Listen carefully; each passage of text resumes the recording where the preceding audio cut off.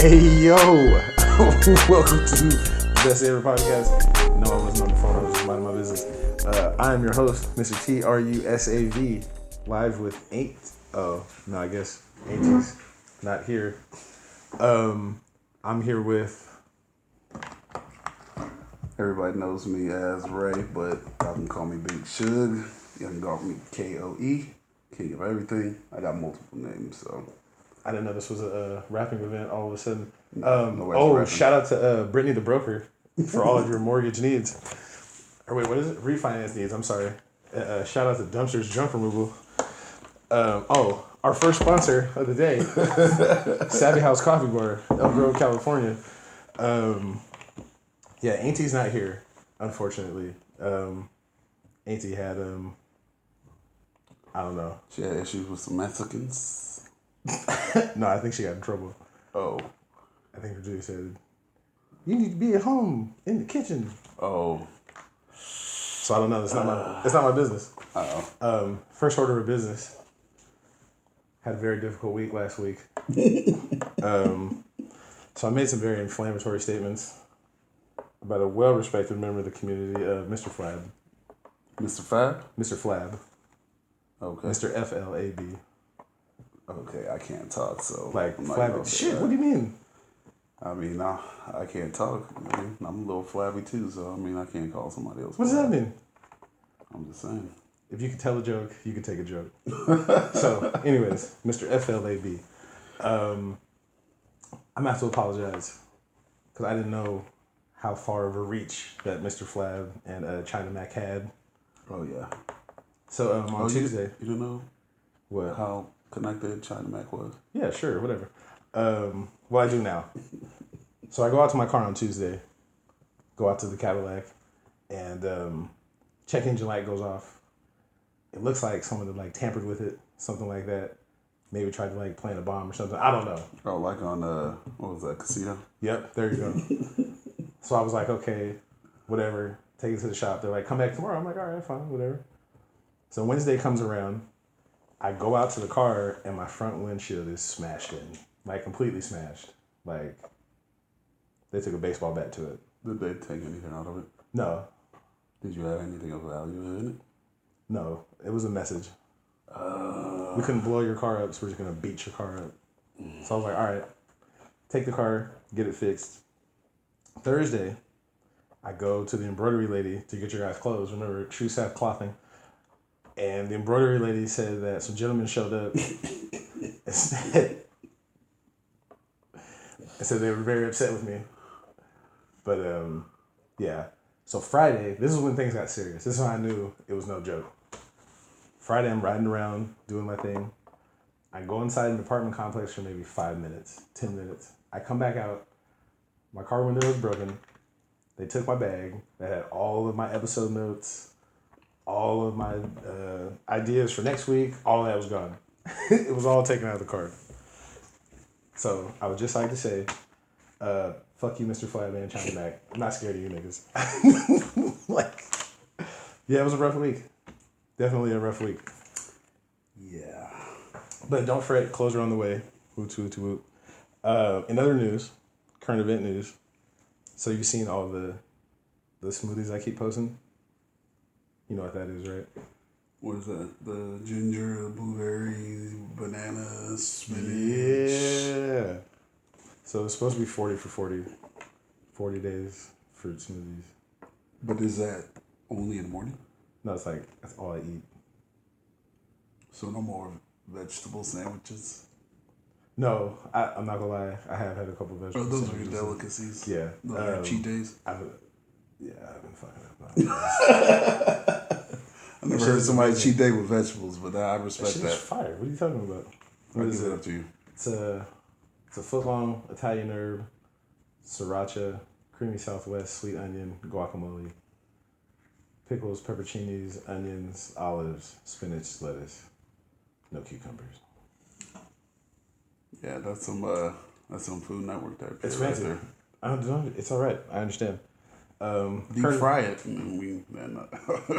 It'll sound good. I'm just saying that was too much for me. Deep frying vegetables. All right.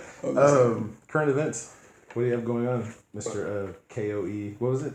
Big Suge, aka KOE. I mean, you can call me Cali, you can call me the Raging Haitian. I mean, I got many nicknames. I mean, hey, but you know what? You can't give yourself a nickname, right? No, those were given to me. Those were given to me, and when I worked in Atlanta. But all right. I wanted to talk about this. Everybody going crazy with this Coming to America movie. It's not really a current event, but all right. I mean, I'm talking about in your life. It is like me because I mean, people seem to be going at my head. Have you watched it? Fuck no. Are you going to? Fuck no. I'm gonna watch it as soon as you leave. I'm not lying. Why? I mean, I'm not. I just watched Coming to America yesterday, and I fucking cried. Wait a minute. For an hour. Pause. You just saw the first one for the first time? She did. My wife has never watched Coming to America from start to finish. Wow. Until like 2 days ago. Wow. That's a rite of passage right there. She wouldn't let me watch it with her because I kept quoting the movie before they would say it. I mean, that's just part of watching the movie. It's like, it's not that funny. I was like, I know, it's hilarious. Every time I watch it, it gets funnier and funnier. I forgot Whitney Houston sung the Children of the Future song. Say it again? You know the song that he sings? I believe the children of the future. Oh, you talking about... I thought Sexual Chocolate sung that. In real life? I forgot Whitney Houston sung it because I've never heard her sing it. The only time I've ever heard anyone sing it was him. Fuck it. So are you going to watch it? I think I'll wait you have a long time, like a year or so, before I even attempt to watch it. How are you going to? Because my expectations are so high. Why? It's going to be trash. Like then why would I want to? I like the nostalgia of the first one. You're not watching it for it to be better than the first one. You're watching it because it's a continuation of the story. Well, there's a couple of my friends that have really strong opinions that I value, and the things they talk about and stuff like that. I already know. Like, it's just... You're making a sequel 40 years after the original. 30 years after the original. Of course, it's going to be nothing but ratchetness. It's like... So I'm one of the only black people that thinks that Delirious is like the worst stand-up of all time. The Eddie Murphy one with the red suit. Is it Delirious or Raw? Wait, there's multiple ones. Raw is like the first one where he's wearing like the purple suit. Whatever one with the red on, I thought that was the worst. Oh, wait. No, that's the one, Raw. Trash. Absolute ass cheeks. You kidding me, right? It's a half hour of him saying fag and nigga. Like, it's just... It's a what? It's an hour. A half hour of it of him saying fag and nigga. Like, it's just this fag, that fag, and it's just like, bro, where is the joke? Like, what? I don't understand. Oh man, I don't know. Like the Sylvester Stallone part was funny, where he was like, "There's a whole bunch of dudes that thought they could fight after Rocky." You know, now that I think about it, I'm trying to think of something that stood out that was just like, oh shit, that's, and I can't like. The only thing that popped up in my head was like, I got some ice cream. That's the only part that popped in my head. But like, if we were to say Martin, yeah, runs like that. I mean, plus he had those Diddy like dolphin teeth, so that fucks me up too. Like, it just dolphin teeth. You talking about like little chiclets? I fuck with Eddie Murphy though. You know, he tried to hit on my mom. What happened? He tried to hit on my mom. Why didn't she give him some pussy? What's wrong with her? Nah. I wish Eddie Murphy would have hit on my mom. Not my mom. My aunt. What? Hey, one in the building. My aunt had won a contest to be in the movie Beverly Hills Cop 3. So when it was filmed at Great America and stuff, they were like extras. And she should have gave him some pussy. I'm not even gonna lie. I don't know. Why not? Well, I don't know if she did or not. I'm just saying, I don't know. Yo, keep a nigga, baby. Fuck it. All right. Now it's time. I'm kind of sad that we can't have the inaugural edition of I'm gonna slap the shit out of you without Auntie. But as you guys know, Auntie's favorite phrase is I'm gonna slap the shit out of you. So we named the segment in her name. It's called I'm gonna slap the shit out of you, where we think of people who want to slap the shit out. Before we go to the main person, I would like to say I want to slap the shit out of that homeless dude that walked by me the other day and put his mask on and looked at me and was like, nigga, put your mask on. And I'm like, fam, I need to put my mask on? Like, okay. If I see you, I'm going to slap the shit out of you. But no. What's my man's name? From Which is from Oregon? I know you have it written down. Talking about Mr. Joe Herbert. Is his real last name? Well, yeah, his mom's name is Ann Herbert. She was the CEO that resigned. So if you don't know, my man Joe Herbert took his mom's credit card. Well, first of all, his mom is CEO? Vice Yeah, president? she was one of the high-ranking executives for the last 25 years at Nike. Took her credit card, which I'm assuming has like $1 million limit. Black card, most likely. And charged up over $200,000 worth of rare and exclusive Nikes. I think it was more. I think he did it like More than that. occasions. Like on one time, he did like 130,000. So we're gonna say for the point of the show that he did it for $10 million worth of shoes. Fuck it. I'm just gonna assume. So all those rare shoes and all that stuff that all you sneakerheads want, like my man had them. $300, $400, $500 a pair. He had them. Not only did he have them, but he was selling them for 3-4 times the value. And he only got caught because this stupid motherfucker did an interview and told him his mom's name. Yep. And said, thanks, Mom. Thanks for letting me rip these people off, Mom. Check it out. Would you call that white privilege? What do you mean? I mean, just how he thought he could just commit a crime and just, he was just so nonchalant. That wasn't a crime, though. That's immoral. Like, but it's not a crime. I mean, he was buying the shoes from Nike directly. Yeah, and it was using her employee discount, which was like over 50%. Yeah, but isn't that immoral? Well, if he was doing it without her authorization, I mean, he didn't need her authorization. Oh, he could buy it. Like, you could do it, but you're just not supposed to resell them. Like, that's the part. That's not white. White privilege is. We're not supposed to talk about that. Okay. Politics, sports, religion. Let's not do that. That's not what white privilege is. White privilege doesn't really mean privilege. I call it the benefit of the doubt. So, like, it's not like, you get the benefit of the doubt. So if you're driving in a bad neighborhood, your tail lights out, you got that one. Mm. Or it'll be more like, it's you expect your language to be spoken. You expect that your religion to be respected. Like, you expect your culture to be, you expect everyone to know your culture and accept it. That's really what it is. It's not like, here's my white privilege card and I can. So, I mean, he was just dumb. He was a half-ass criminal. If he'd have never did the interview, if he'd have never taken any pictures, just kept it moving. I mean, he could have. Man, they said the sneaker industry with selling sneakers is a $2 billion industry right now. He could have did his thing. There's a black dude that has a YouTube series where, like, that's all he does is have, like, exclusive kicks. So he could have been like his competition. He could have been his supplier. I saw this kid one day. They went to like some it was like a do you buy swap those? meet. Hold on, I had to cut you off. Do you like buy shoes like that? Hell no. Oh, I mean, when I buy expensive shoes, it's like one every 10, 15 years. And even when I do, I don't even want to wear them. So it's like, what's the point? I shop at Marshall's. Don't tell your secret, bro.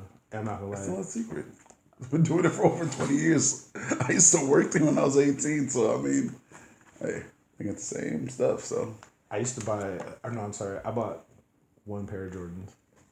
I bought them in 1999. How much were they? Like 200? $80. $80. They were the 14s, I think, and they matched the tux that I wore for senior ball. Oh, so they're, see, I look at that like dress shoes. I don't look at it as like sneakers. But I wore them for like 7 years after that, and then that was the last time. I never bought another pair of Jordans after that.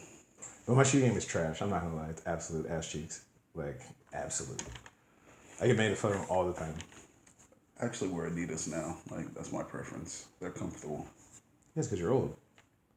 Yes, definitely. It's like if Dr. Scholl's as long as shit, bro. I knew you were going to say that. Hey, especially like having to stand up all day when I was at fucking grocery store owned by Amazon. Oh, yeah. Dr. Scholl's. The foot doctor. That's funny. But yeah, if I see you, my nigga, I'm going to slap the shit out of you. So, yeah, maybe next time you can come, Auntie, so we can get your segment together. So last time we did pet peeves, and I fucked one of my pet peeves up. I meant to say my third pet peeve. My pet peeve isn't people who can't drive. It's people on bikes who ride their bike like they're a car. Oh, you talking about in the middle of the street? So like they take up the entire spot in a lane, and it's like, fam, that's what we got the bike lane for. See, but then they run red lights on the bike, but then they try to take up the whole lane. It's like, fam, if you're gonna run the light, like you don't get to be a car. Or they try to get in the left-hand turn lane, and it's like, my guy. Or they just dip into traffic. It's like, all right, bro, you don't got bumpers. Now when I just no, I'm not. No, you don't want to incriminate yourself. You definitely don't want to do that. I've never hit anybody on a bike before. Not with a nickel, not with a water bottle, nothing like that. Maybe some verbal jabs. I know a guy who threw a full-on Slurpee at a Mormon on a bike. Oh, you can say his name. Fuck it. We already did an episode about him. Oh, you did? Oh, yeah. Oh, yeah, his name's... I don't even know if I want to call him by his name. Junior basehead, like, whatever you want to call it. Anyways. I still love you, my nigga, but that was some scandalous shit. Anyways, we were about to get off the freeway, and we're just driving. I don't know why. He just chugged. It was a red one. He just knocked him off his bike. And you know what's funny? Black Mike was in the car, too. Black Ass Mike? Yeah. And that's reference episode 13 for the Tales of Black Ass Mike. And as we're driving down to get onto the freeway, they pick up a rock and try to throw it at the car. So we stopped the car and act like we're pretty much about to get out, and they were just gone. But, you know, it was just funny. I mean, I would have threw a rock, too. Somebody threw a full-on Slurpee at me. Those Mormons would have beat his ass. They would have beat their ass. Oh, man. You think so? No comment. I think in the 2-on-2 fade, they would have gotten embarrassed. Well, I was there. I mean, you think I was just gonna... Yes. So this is my thing. I have a lot of friends, and they always seem to think that if we go somewhere and they get in a fight, they're like, I'm gonna break it up. And I'm like, no. Well, I've always felt that way. I've been so many brawls like that. It's just automatic. Wait, what do you mean? I mean, like, when I was 18, we went to this club called the Beehive, and somebody had an issue with somebody, and next thing I know, fucking chairs was flying. The hit with a chair was just, I mean... No. That's not what I mean. So let's say you and Junior Basehead go somewhere, and he's talking shit, and there's one other person there, and he tells him to shoot the fair one. Oh, yeah. Are you going to jump him, or are you going to let him... He's going to shoot the fair. Oh, okay. Oh, he's shooting the fair. At what point do you stop the fight? Nah, I'm not getting involved. I'm not getting... If it's a one-on-one, I'm not getting... I don't care if you're in your ass beat. You're not going to stop... Wait. I don't care if you're in your You're not going to stop it if your friends get their ass beat? Nah. No, I'm talking about like you're on the ground getting kicked in the head. Like that's extreme though. That's what I'm saying. That's what. Nah. I mean, I don't know. I mean, it depends who it is. If it's my brother, I'm probably taking fight on somebody. No. I'm just all right. So here's the thing. I've seen this happen before, where someone was with me and they thought because I was with them, it was like, yeah, let's get him. And it's so he was personally talking shit. Thinking that you was going to back him up. Well, no, I did, but it was like, you got to get your one. And then... somebody else tried to... No. So here's the story. So we're at the bar. Fucking people are running their mouth like they do. And I told him, I was like, bro, look, like, if you fight, dude, like, I'm not jumping in. Like, I'll stop it once someone hits the ground and there's an obvious winner, then it's like, okay. But, like, no. And dude proceeded to get his ass whooped. And so, like, once he got to the ground, and, like, I was like, okay. And all his friends were like, oh, you're solid. Like, most people would have just jumped him. And then dude was mad at me, like, why didn't you fucking fire on him? I was like, bro, you said you were going to whip his ass. What am I supposed to do? Like, you can't fight, don't talk shit. But what if it was just, like... a boys on the hood scenario where somebody bumps into your boy and he's like, hey, what's up? I'm like, man, and just ignite something and they shoot the fair one, but he's getting his ass whooped. Even though he didn't ignite it, are you going to, he's a good guy. You know, he's not a fighter. Nah, bro. You're just going to let him get his ass whooped. Hey, it's the way of the jungle. Even if it's your friend? It's the way of the jungle. So you'd let me get my ass whooped? Can you not fight? Is that what you say? Nigga, please. I'm just saying. I was just asking. Okay, that was a bad. So, that was a bad example. Not really. I mean, because again, it's not if you can always like what they say. He who runs away lives to fight another day. If you don't want it, there's no shame in being like, bro, I don't even want no problems. No, that But now, is perfectly true. But now, if once the fight starts and it's mutual combat, I'm not stepping in the middle of that. Now, again, once it gets to a certain point, I'll be like, all right, like in the movie, he's had enough. Like, okay. Okay, so if he had enough, when he's like, no, fuck that. Bang, bang. Like, I mean, I'll step in. Like, I'll be like, okay, fam, like, all right, that's enough. What's stepping in? Nigga, get the fuck off me. Yeah, I'll grab him and be like, okay, stop. Pretty much I'll escort you out the way. And then, if you want to continue, then I'm going to drop you on your head. But no, like, I would never just be like, oh, this is my friend. Like, nah, nigga. Because if you put yourself in that situation, that's on you. That's true. Well, I've had blind loyalty my whole life. So fuck that. Fuck that. You know, one boy gets that, it's just like, fuck that, I don't care. If he starts to lose a fight, we all get him. Now, we've been, it's a respect thing. It's, as long as you're shooting the fair one, I don't see a problem with it. As a matter of fact, where's motherfucking, Michael motherfucking Wiggity Westside, White Boy World War III, Whirly, same incident happened. So one day, we're at the headquarters. Mike gets off of work. He comes to the house. He's like, "Hey," or no, he calls us, like, cause like you've been to the apartments. Mike lives across the apartments. We're at headquarters, and he calls and he's like, "Hey, this guy from my job wants to fight me, but there's like 8 people outside my house." So we look out the blinds, and there's like literally 8 people in front of his door. So wait. First of all, where was he working at where he was getting in a fight like that? Some pizza place off of Laguna. And yeah, 8 people showed up. Yeah, so basically, dude took offense to some of the language that Mr. Worley was using at work. And so he told him he was going to beat his ass. So Mike told him to meet me at the house. So he thought they were going to shoot the fair one. Well, dude showed up with 7 of his closest friends. Well, 8, whatever. So he calls us. We come outside. They weren't expecting this. They were just going to jump dude, obviously. So we were like, okay, here's the deal. They're going to fight. If anyone thinks about it, we're going to just maul you. And Mike proceeded to beat his ass across the parking lot. It was the funniest shit I've ever seen in my life. Because we didn't know what was going to happen. I'm not going to lie. I was kind of spooked because I was like, please, God. At that point in my life, yeah, we probably would have just jumped him. At that point, if he was losing, fuck it. But luckily for us, Mike knew what he was doing. He whooped dude's ass. Like, it was bad. Like, it was one of those ones where, like... Felt sorry. No, I never felt sorry for somebody to talk shit. He was going off of intimidation. He was trying to intimidate him just because he was black. Yeah, nigga, yeah. And then, like Mike Tyson said, everyone got to play until they get punched in the face. And he got punched in the face, and it was a wrap. Like, he was literally ground and pounding him. Just, bitch ass nigga. He kept calling him a bitch ass nigga as he punched him. It was the funniest shit ever. And they kept trying to get mad. And it was like, what are you going to do? Run up, you're going to get done up. And so then finally... Yeah, Mike, type his name. No, he's in there. No, I'm saying type the guy's name. We scrapped that work. The guy see, that's him. Who? That's him. Like, he's in there right now. The dude that got his ass whooped, type his name. Oh, so hey, what was dude's name, Mike? Yeah. I don't know his name. So we can give his ass a shout out for getting his ass beat. You know, his homeboy was Ronald or something?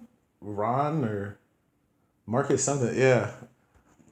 You need your glasses. No, I remember his homeboy knew me and was like, well, you're not going to say nothing because you said, hey, your homeboy said he wanted the funk and it looks like he really don't want it.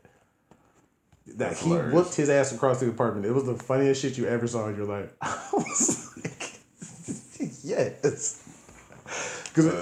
But I mean, hey, like, now I've seen the opposite also. Where, Junior Basehead and fucking Nelly one time went on a double date, and I was like, yo, like, come scoop me. Like, I'll be the fifth wheel, like, whatever, I'm not tripping. So they didn't come get me. They were at, it was at Country Club Lanes, never forget. Oh my god! I just passed that place when I was inside the other day. I threw Canadian bacon in his face. What the fuck is Canadian bacon? You had some Canadian bacon in your pocket? No, he worked. It was at a pizza place. Oh. And that's how it started. Was he threw Canadian bacon in his face, and then he told him catch the fair one, and he got his ass whooped. Damn! Wait a minute. He got food through in his face and his ass whooped. It was bad. It was a bad day for black people. It was one of those ones where like they still talk about it. Remember that time you got your ass whooped by the white dude? And got bacon thrown in your face. I'm sure he didn't tell him that part, but I mean, it was bad. Like, you ever seen someone who like wants to fight but can't? Hold on, no. He was throwing windmills and shit. It was fucked up. So they faked on me. They were like, "Oh, we're gonna come get you," whoop, and they didn't. So the next day at school, I see Junior, and this nigga has the biggest black eye I've ever seen. And I'm like, "Fam, what happened to you? Like, bro, what happened to you?" And he was like, "Oh man, fucking, there was fucking 100 niggas and they fucking whoop. 100 them. And I took my belt off and I hit this one dude in the eye and his eyeball popped out. I took my belt off. Can I just tell the story? This is what happened. This is what happened. He said this is what happened. I wasn't there. So he said he hit the dude with the belt. His eye pops out. And then like they ran off because they were scared because this nigga swinging the belt with somebody's eyeball and shit. I don't know. Damn. I don't know. I wasn't there. So I asked Nelly about it. He said, "Oh, we just got jumped by like 1,000 motherfuckers." So years later, one of the girls that was there was dating another friend of mine. And I asked her like, "Hey, what happened that day?" Because like they told me like a variation of the story, but like they didn't tell me what really happened. So she said, Junior goes outside. Junior and Nelly are outside, smoking a blunt or whatever. They see a Mexican dude come by and they start talking shit. "Fuck you, blah, blah, blah, blah, blah, blah." Mexican dude goes inside and comes back out with like 6 motherfuckers. So it's on and popping. Like, you were talking that shit. So the girl that Junior was dating tried to be a ride or die and she got knocked the fuck out. Like, not kosher. Hey, the other girl didn't get punched. Why? She was minding her business. She was like, "Hey." Oh, so she tried to No, she tried to like run in and be like, "Stop." She showed me the picture. It was fucked up. Like, she had the raccoon eyes. She had the glasses on. She looked like Mitch Green after Mike Tyson did him. Mm-hmm. All bad. So I'm like, "Well, what happened?" She's like, "Well, Junior like tried to fight back, but I mean, there was 3 of them." She's like, "And Nelly just curled up." And I was like, "What do you mean curled up?" And she was like, "I mean, he got in the fetal position. Like, that was it." I was like, wait. Like, he like punched somebody, right? And then like they pushed him to the ground and he just covered. She was like, "No." Like, he literally just dropped to the ground. He went into a cocoon. I was like, wow. You ever ask him about that? What do you mean? Did you ever ask him? I don't want to start a fight. You're not starting a fight by saying this on here? What do you mean? He's got bigger problems than worried about me talking about him curling up. He's got street shit to worry about. He's telling the story about him curling up. That's the least of his problem. So that begs the question, what do you do if you see that? Because I asked this question to some of the girls that I work with. I was like, what do you do if the guy that you're with gets into a physical altercation and he just doesn't fight back? Like, just absolutely just fucking... What does she do as far as like are you guys still together after that? Well, yeah. What do you think they said? I mean, a real woman's not gonna be. I mean, she's not gonna feel protected. She ain't gonna be able to handle. It's not gonna. That's semi-true. Most of them said they would break up with him. One girl was adamant that it wouldn't matter. Why? Because she knows she could beat his ass now. Well, no, because she got jumped before, so she was like, "I get it." Like, I got jumped before too, so I mean. But there's a difference between getting jumped and curling up. That's true. And I was working, so it means a difference. It doesn't matter. You could be at a funeral. The fact that you didn't do anything. Or you mean like just try to catch, just get like one, not one, something like something like you didn't just pinch get one, like Did you pinch the nigga? Like, did you Pinch? like nothing? Did you didn't nothing? You just Not pinch. I was like, yeah. I don't necessarily agree with what you're saying, but I feel it. Like, if that's how you personally feel. But I mean, I don't know. Like, what? So let's say that happens. So like, let's say we walk outside right now, and dude runs up on me. He's like, "Nigga, run the fade," and I just fall on the ground and just curl up.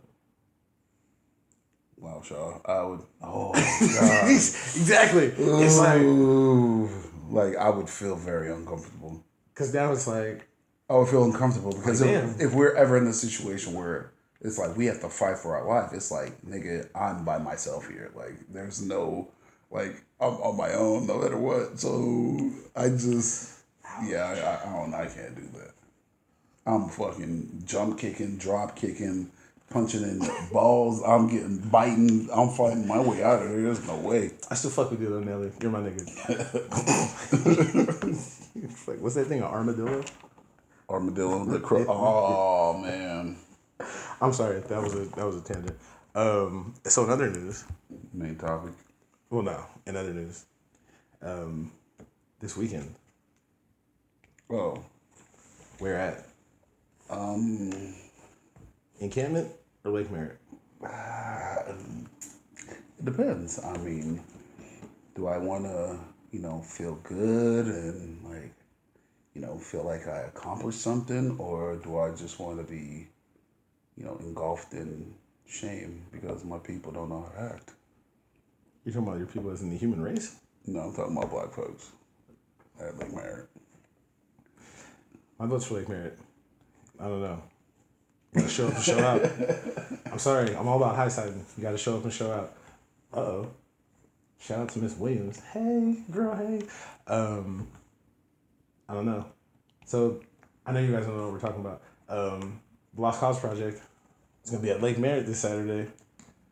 Come holler at your boy. Oh yeah, if you bring some socks, a blanket, flashlight, something like that, I'll buy you lunch. It'll be a hot dog, hamburger, chip, or what's that? Water. Oh, Or a hot link. Oh yeah, we gotta buy hot links. And these aren't the vegan kind. They're actually like the real deal. I know I don't eat them. What's a vegan hot link? They have those. It's like probably like potato or some Really? kind of like soy or something. It doesn't taste like a hot link, but Um, it tastes like a potato wrapped in a casing or something like that. But no, the missus is gonna be gone, so it's gonna be daddy daycare all Saturday too, or Sunday. Wait, the barbecue Saturday? Mm-hmm. Daddy daycare Sunday? Mm-hmm. So this is a busy weekend. Good For luck. Mr. T or USAV. What do you mean? I'm about to walk around Lake, get some hoes. I mean,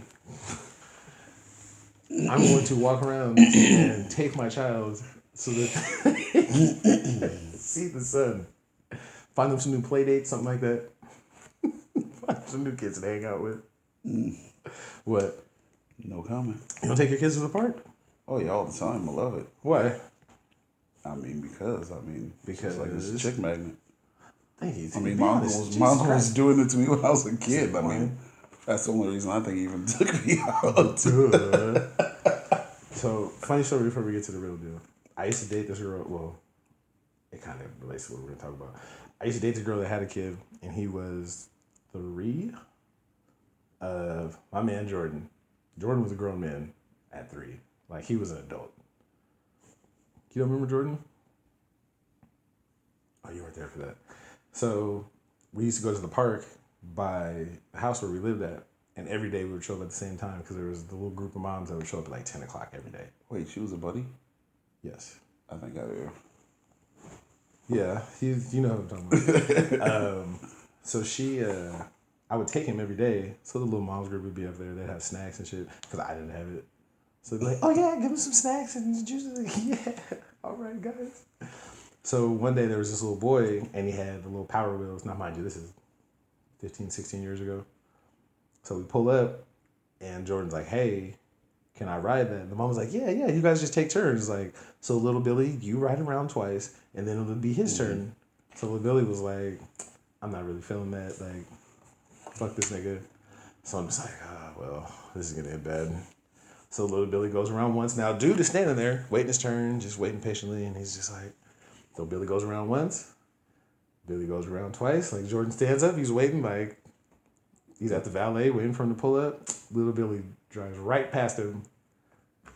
Tell me why this little boy runs up and grabs him by the back of his collar, throws him out of the truck, and starts driving around. I'm just like, oh my God. I'm going to get kicked out of the little mom's group. Have some Tru Sav shit. No. What, the Tru Sav shit was what the mom said. So I'm looking at the mom like, I'm so sorry. So she goes and she was like, if you would have stopped being the bitch, he wouldn't have did that. And I was like, oh shit, did you call the 3-year-old a bitch? So Jordan rides around once and the little boy's on the ground crying. So I'm like, oh my God, like he's assaulted this child. Like, what are we gonna do? He drives around twice. He stops. He gets out. He looks at the little boy like, it's your turn. Like, you wanna, oh, you're gonna cry? He looks at me, he looks at the mom, and he's like, hops back in and starts driving. I was like, oh shit. That was hilarious. No, it was hilarious to see. Now you fucked up because I can't get that text message off your phone. They're not Texas. No. So, the reason why we're here, the main event. Can't turn a hoe into a housewife? No, you can. You absolutely can. Can That's you? a debatable question, though. Not really. Really? Hoes make the best housewives. Really? Absolutely. Absolutely. You think why can't you? Well, I mean, I think it would just depend on the person because every female has a past. So that's called dodging the question. So why can't you? Are you I'm saying not that saying you you can't? can't. Are you saying you cannot? Of course you can. Of course you can. I'm saying it's an irrefutable fact that hoes make the best housewives. Do tell. Because, well, before I get into that, I thought about that because of my man, Future. Hold on. Jesus Christ. Had to go to the store real quick. So there's the Future Russell Wilson thing, right? Future is a Rapper? father of 27. Well, I mean, he got about 6, 7, 8. That we know of. Yeah. That we know of. Yeah. Future has never seen a condom that he liked in his entire life. And that's fine.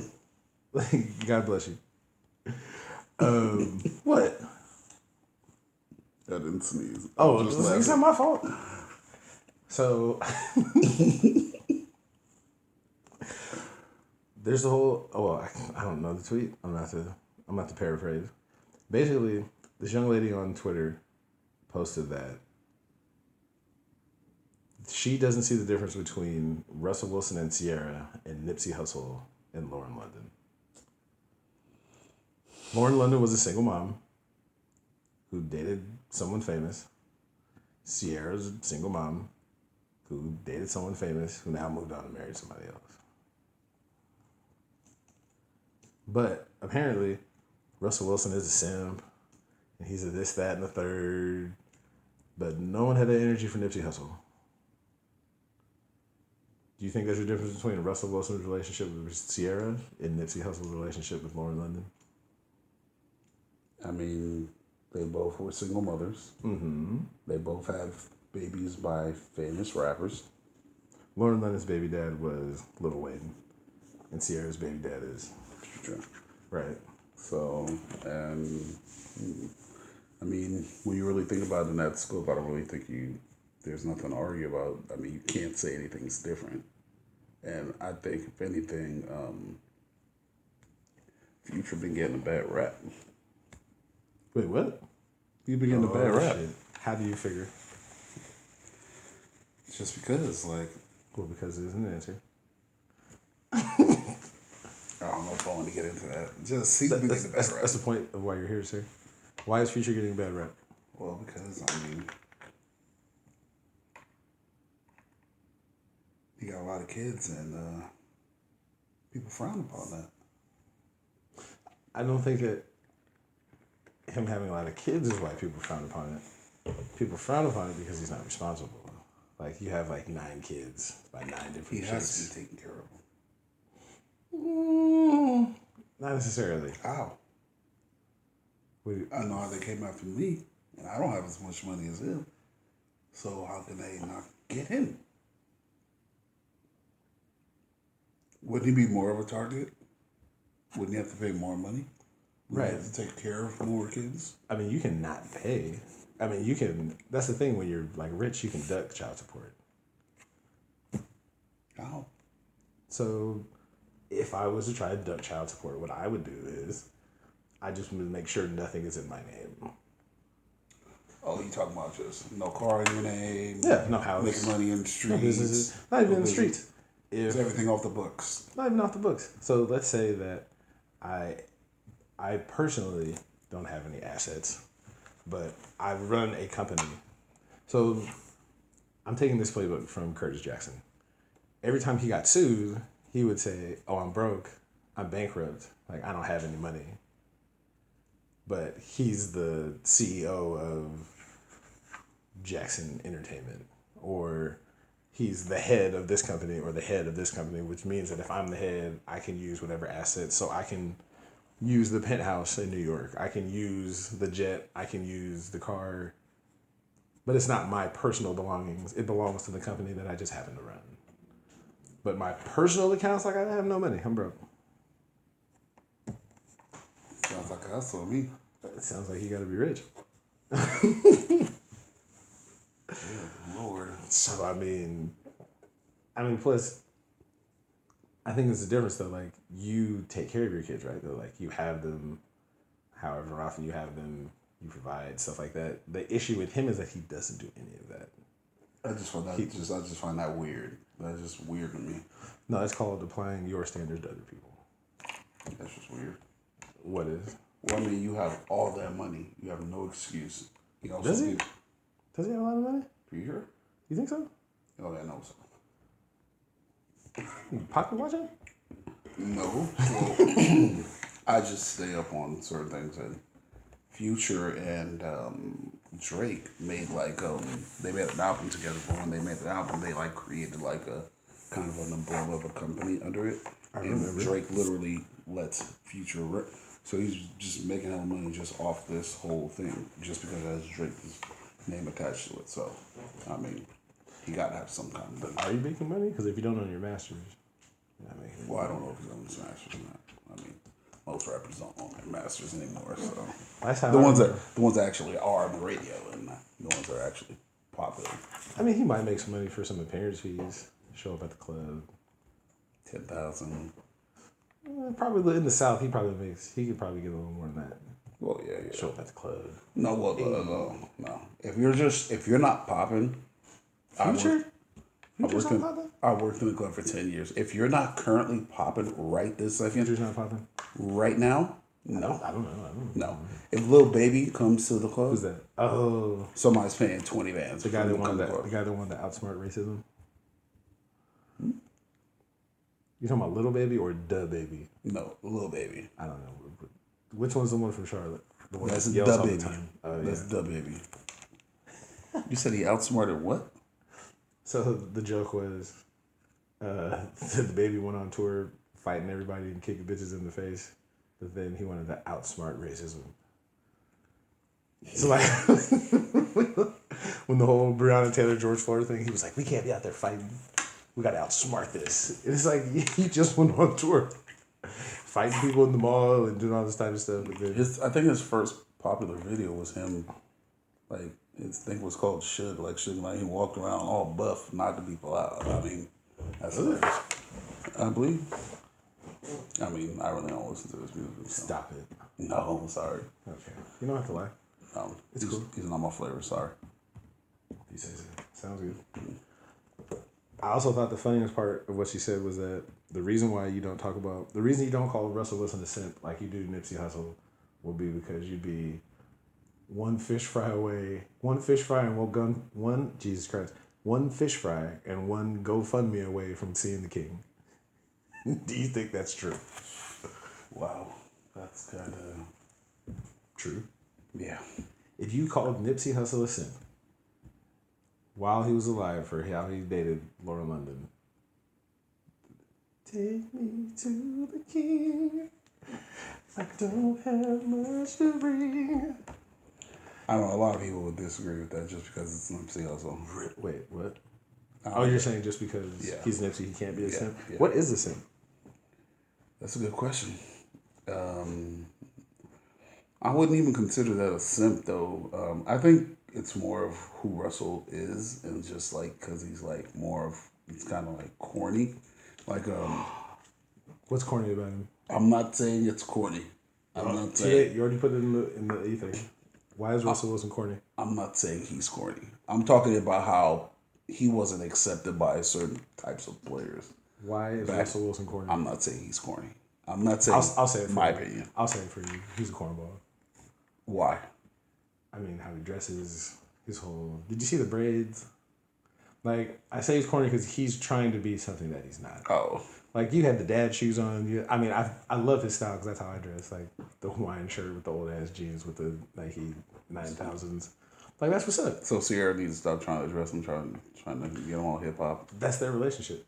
Like, what works in y'all's relationship is not for me to tell you you shouldn't do that. But I mean, he's a cornball, but that's cool. Like, just because you're a cornball doesn't mean you're not a good person.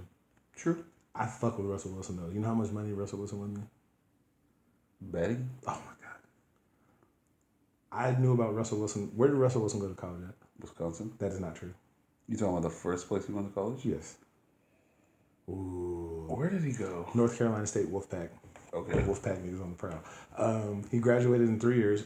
Then still had a year of eligibility and went to Wisconsin. That's right. Where he won the Rose Bowl. So I fuck with Russell Wilson. Like, that's my guy. I love Russell Wilson to death. But he's not a street dude. And so I think that's why people try to get away with it and be like, oh, you're a cornball, you're a lame. Sierra has all these bodies.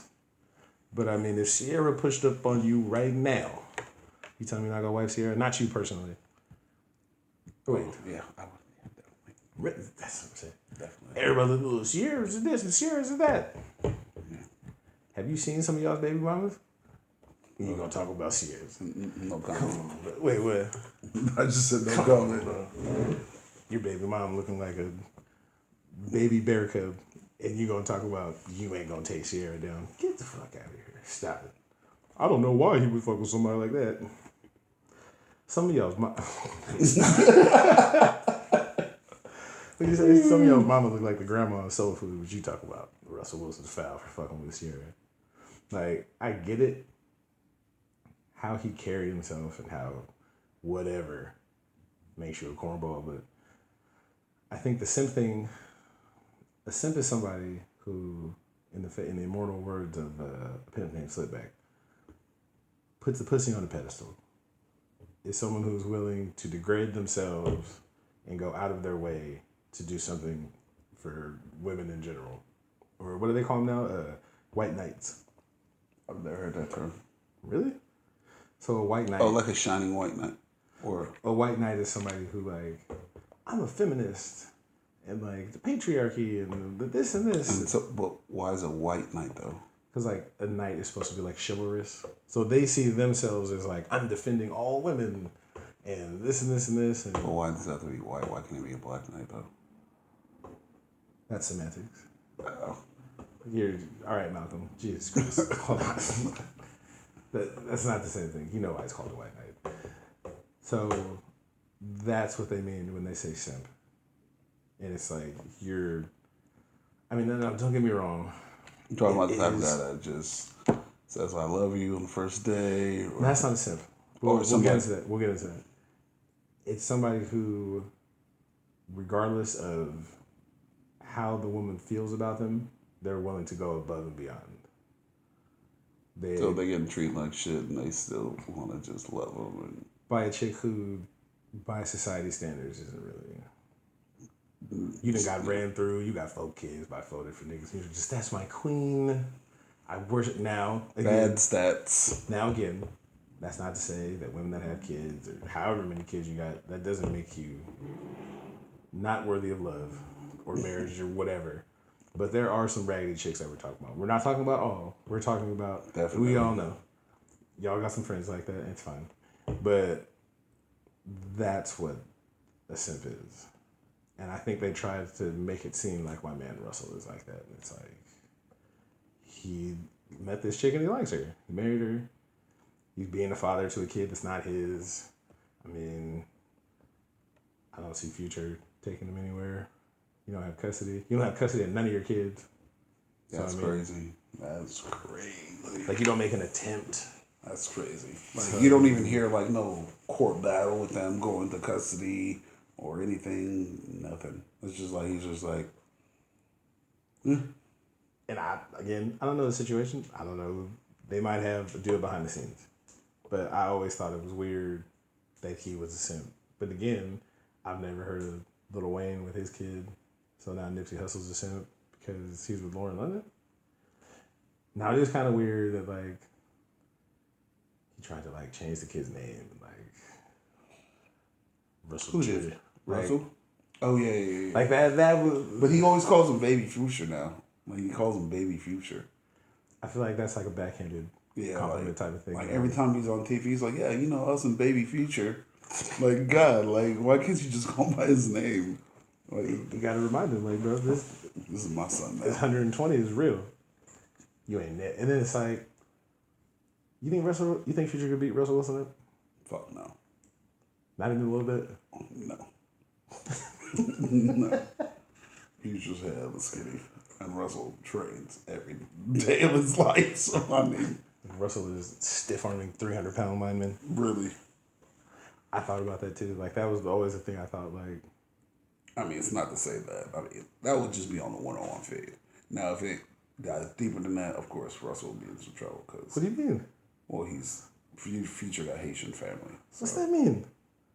Russell Wilson is internationally famous. They will put Future underneath the jail. Of course. Of course. But that's what I'm saying. Like, let's just say they go to do the pickup one day. Future's got something to say. Russell got something to say. I think Future's getting dog walked. Like, I think Russell Wilson is dragging his shit across the parking lot. Like, it's just a one-sided ass whooping. Most likely. Yeah. I just don't see Future as somebody that's just like, you're just good with the hands. Like, I don't see it. And how tall is he? Future's tall. How tall? Like 6'2"? Taller than that? Yeah, probably like 6'2". I mean, everybody in Atlanta is short, so everybody looks taller than everybody because one tall person who's 6 foot towers over everybody. So, I mean, Russell Wilson's what, 5'10"? He's listed at 6 foot. I think he's about 5'10", 5'11". In between. But he's got to be what? Future is 6'2". 6'2"? Yeah. That's probably like a $150 something what. Drake is 6 foot little Uzi. Young Thug is 6'3". Can't tell with the dresses. Wow. You said with the dresses? Yeah, because he wears dresses and shit. Does he? Oh, yeah. Dresses and merces. Does that bother you? Does it bother me? I don't give a fuck. Oh, okay. Do that. To each his own. How much does Future I just call it looks like a kilt to me. So, I mean. No, it looks like a skirt, but it's good. I mean. Yeah, he looks like he's about 170, 180. Future? Or Future? Yeah. Yeah, but 6'2", 170. He's not in the 2-something club. 6'2", 170 is like. You can get your arm broken. Was it welterweight? Oh, middleweight? You can get your arm broken very easily. Like, damn. He got no muscle, nothing. I know. And you be drinking all the time. You got to think about it. Russell is like he played baseball, so his throwing motion, his centrifugal force, all that. Like Russell Wilson's 32. Future's 37. Yeah. I want to see this now. You want to see this fight? I think Russell Wilson will beat his ass. Yeah.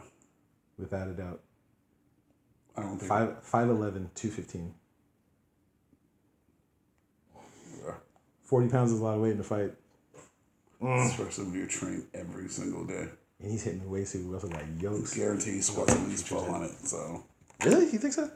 That 400 is not a lot. You think 400 is a lot for a quarterback? 400 like a mobile quarterback. 400. I'd be surprised if it was over 350. Really? I'd be surprised.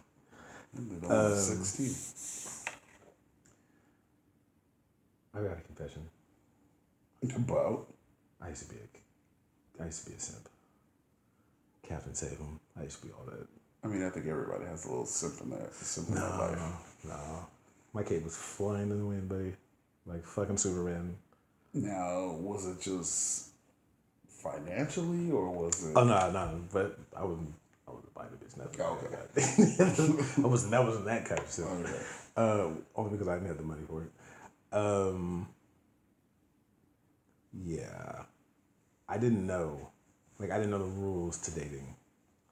So I would do the old, oh yeah, it's cool, like fucking we can hang out all day and fucking we can just smoke all day and whoop or oh you need help moving? Like, yeah, I fucking got you.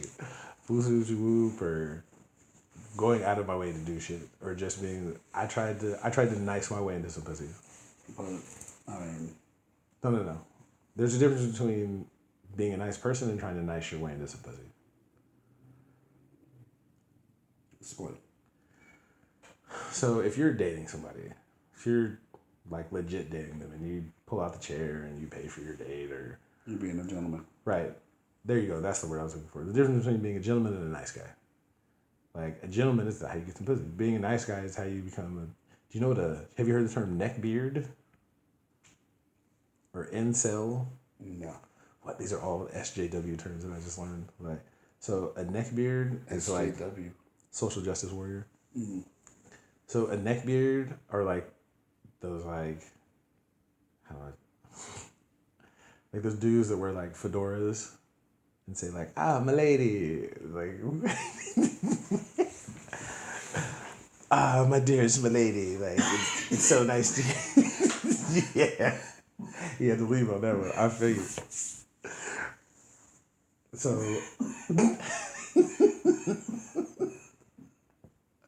my co-host is left. This is over here dying off of camera right now. They basically neckbeards are those people who they talk like that and they try to do like the chivalry stuff, but like they're awkward with women. Like who? I'm trying to think. Like you remember you watched The Simpsons, right? You know the comic book guy? The guy who works in the comic book store? With the beard? Yeah. The ponytail? Like, that's a neck beard. That's what a neck beard would look like. Some, like, That's like overweight, like, never left your mom's basement, like, Mom, where are my Hot Pockets? Like, that type of dude. Like, that would be a neck beard. That, like, really try to be like, oh, yeah, I'm so nice, like, I deserve some pussy, like. yeah, I'm your next guy. I'm your best friend. And I gave you a compliment, like, so you should suck my dick now. Like, wait, what? No. Wow. No. Like, that's not how the game goes, sir. So, then there's an incel. You know what that is? No. It's a involuntary celibate.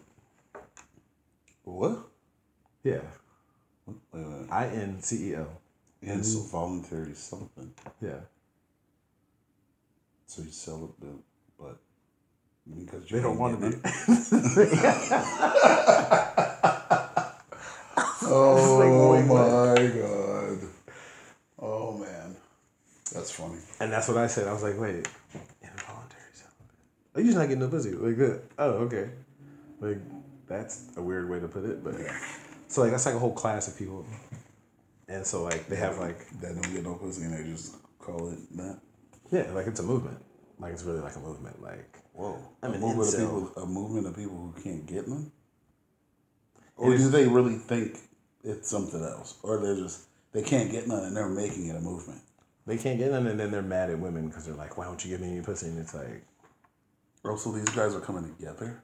Like, like there's groups. Like I trust me, the internet Lord is Jesus. the internet is a scary place.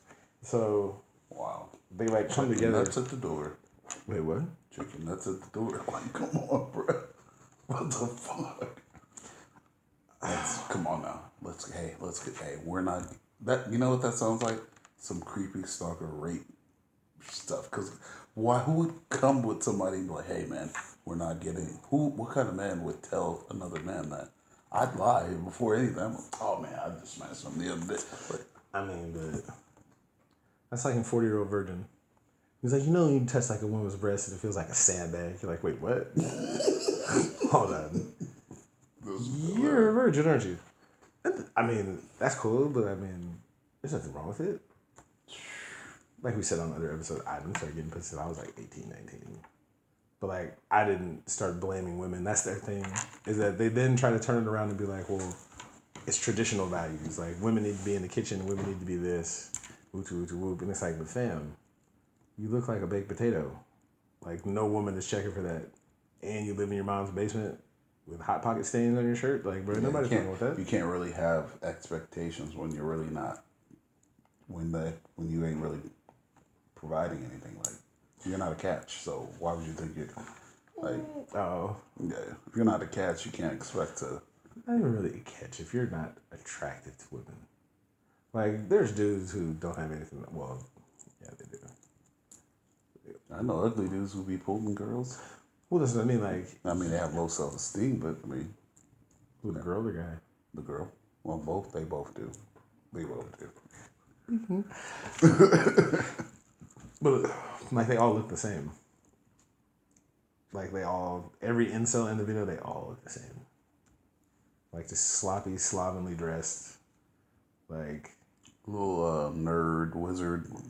I don't even want to say that, because I know some Dungeons and Dragons dudes that slay pussy. That abs that are just knocking shit down at the convention. It's just that kind of... Well, yeah, I think that's the person too, because obviously there are females in that kind of, arena. And if you know what you're doing, you can get it. Yeah, of course. Well, you don't have to know what you're doing. You just have to not be weird about it. I think whoever just thinks it's just women, I think those guys are just weirdos. They just ain't getting none. I might as well go pay, go stalking bull for it, go pay for something. Never. Never. No, I'm not saying that. I'm just saying. I'm just saying, like, never. Like, don't do that. Why? There's always somebody. Oh, there's always it's last call somewhere. Yeah. You know last call somewhere, bro. Somebody will take your drink, bro. Well, last call off the clam. Fuck it. But a lot of them are like,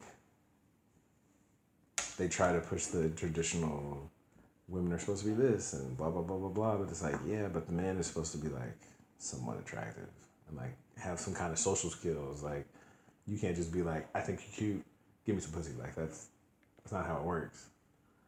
And they're just not, they don't know how to adapt. They don't have personalities. It's just super awkward. I mean, even people who do kind of know how to interact, like, I know a couple dudes who are like that, where it's like, well, I have a job. Well, I'm a nice guy. Like, how come girls don't like me? And so, like, yeah, but, like, you're emotional. Like, you're super clingy. Like, no girl wants that. Like, she doesn't want to date another woman. Exactly. I shouldn't say that, but she doesn't want to date someone who's emotional like that. Like, if you ain't got no paper, you live with moms, you don't really have much personality. Yeah. What are you expecting? Yeah. But I mean, like you said, the pocket pussy is always available for you guys. It's $29.95. But no, I figured it out. I figured it out at the same time. It was kind of like I had an epiphany. There was 2 girls in my class I was trying to fuck at the same time. It was crazy. What? Nothing. Shoot for the stars, man. Fuck it. How old were you? 22, 23. Mm. I was at City College. Mm. So one of them was a black chick that I was like, oh yeah. Mr. Samuel said you can't use 7.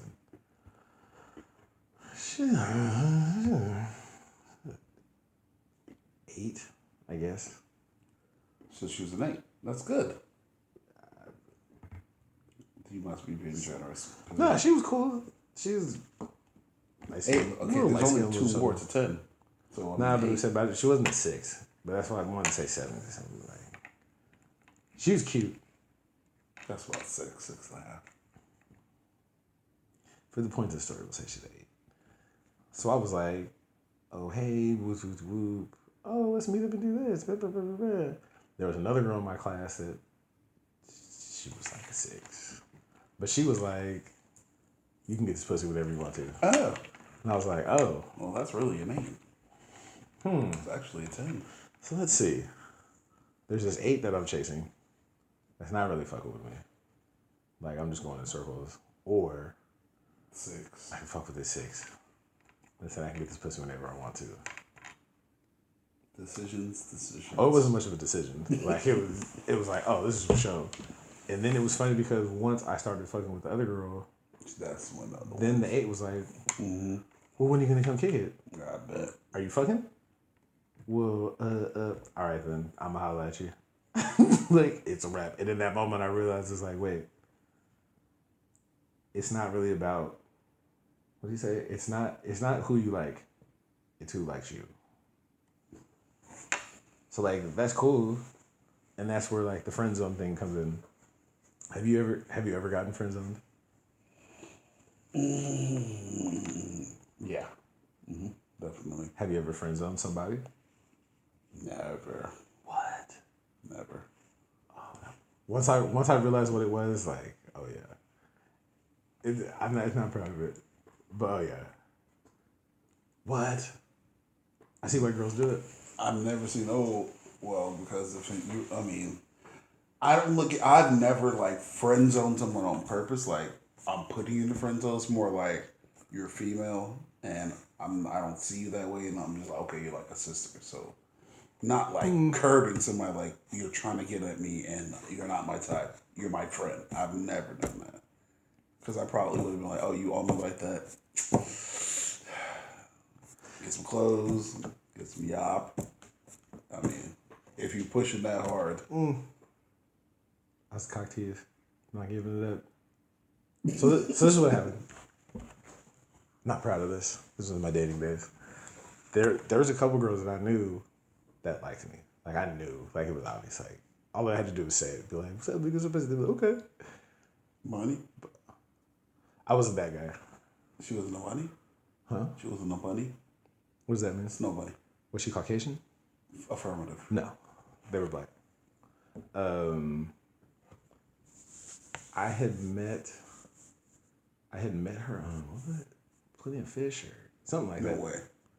Did you really? What happened? What happened? Nothing. I can't believe you just said that. Yeah, I was on all that shit. Tags, Plenty of Fish, all that shit. I was out there. Not the POF. There's plenty of fish in the sea, boy. You're telling me. He must not be.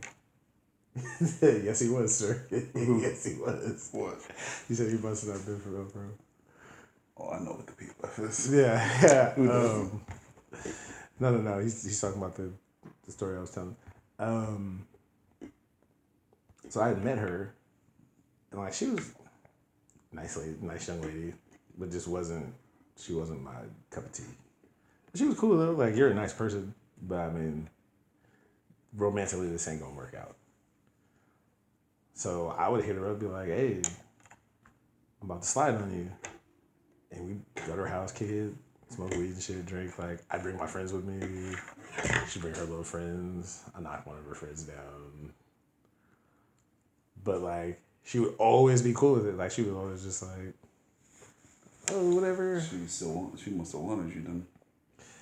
And that's why I feel bad. But that's why I don't respect the friend zone thing.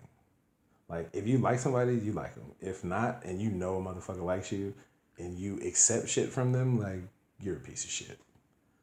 Oopsies. Yeah, I mean, fuck, that was me. That was a piece of shit. Like, I shouldn't have did that. That was fucked up. I mean, fuck, it was 20 years ago. Yeah.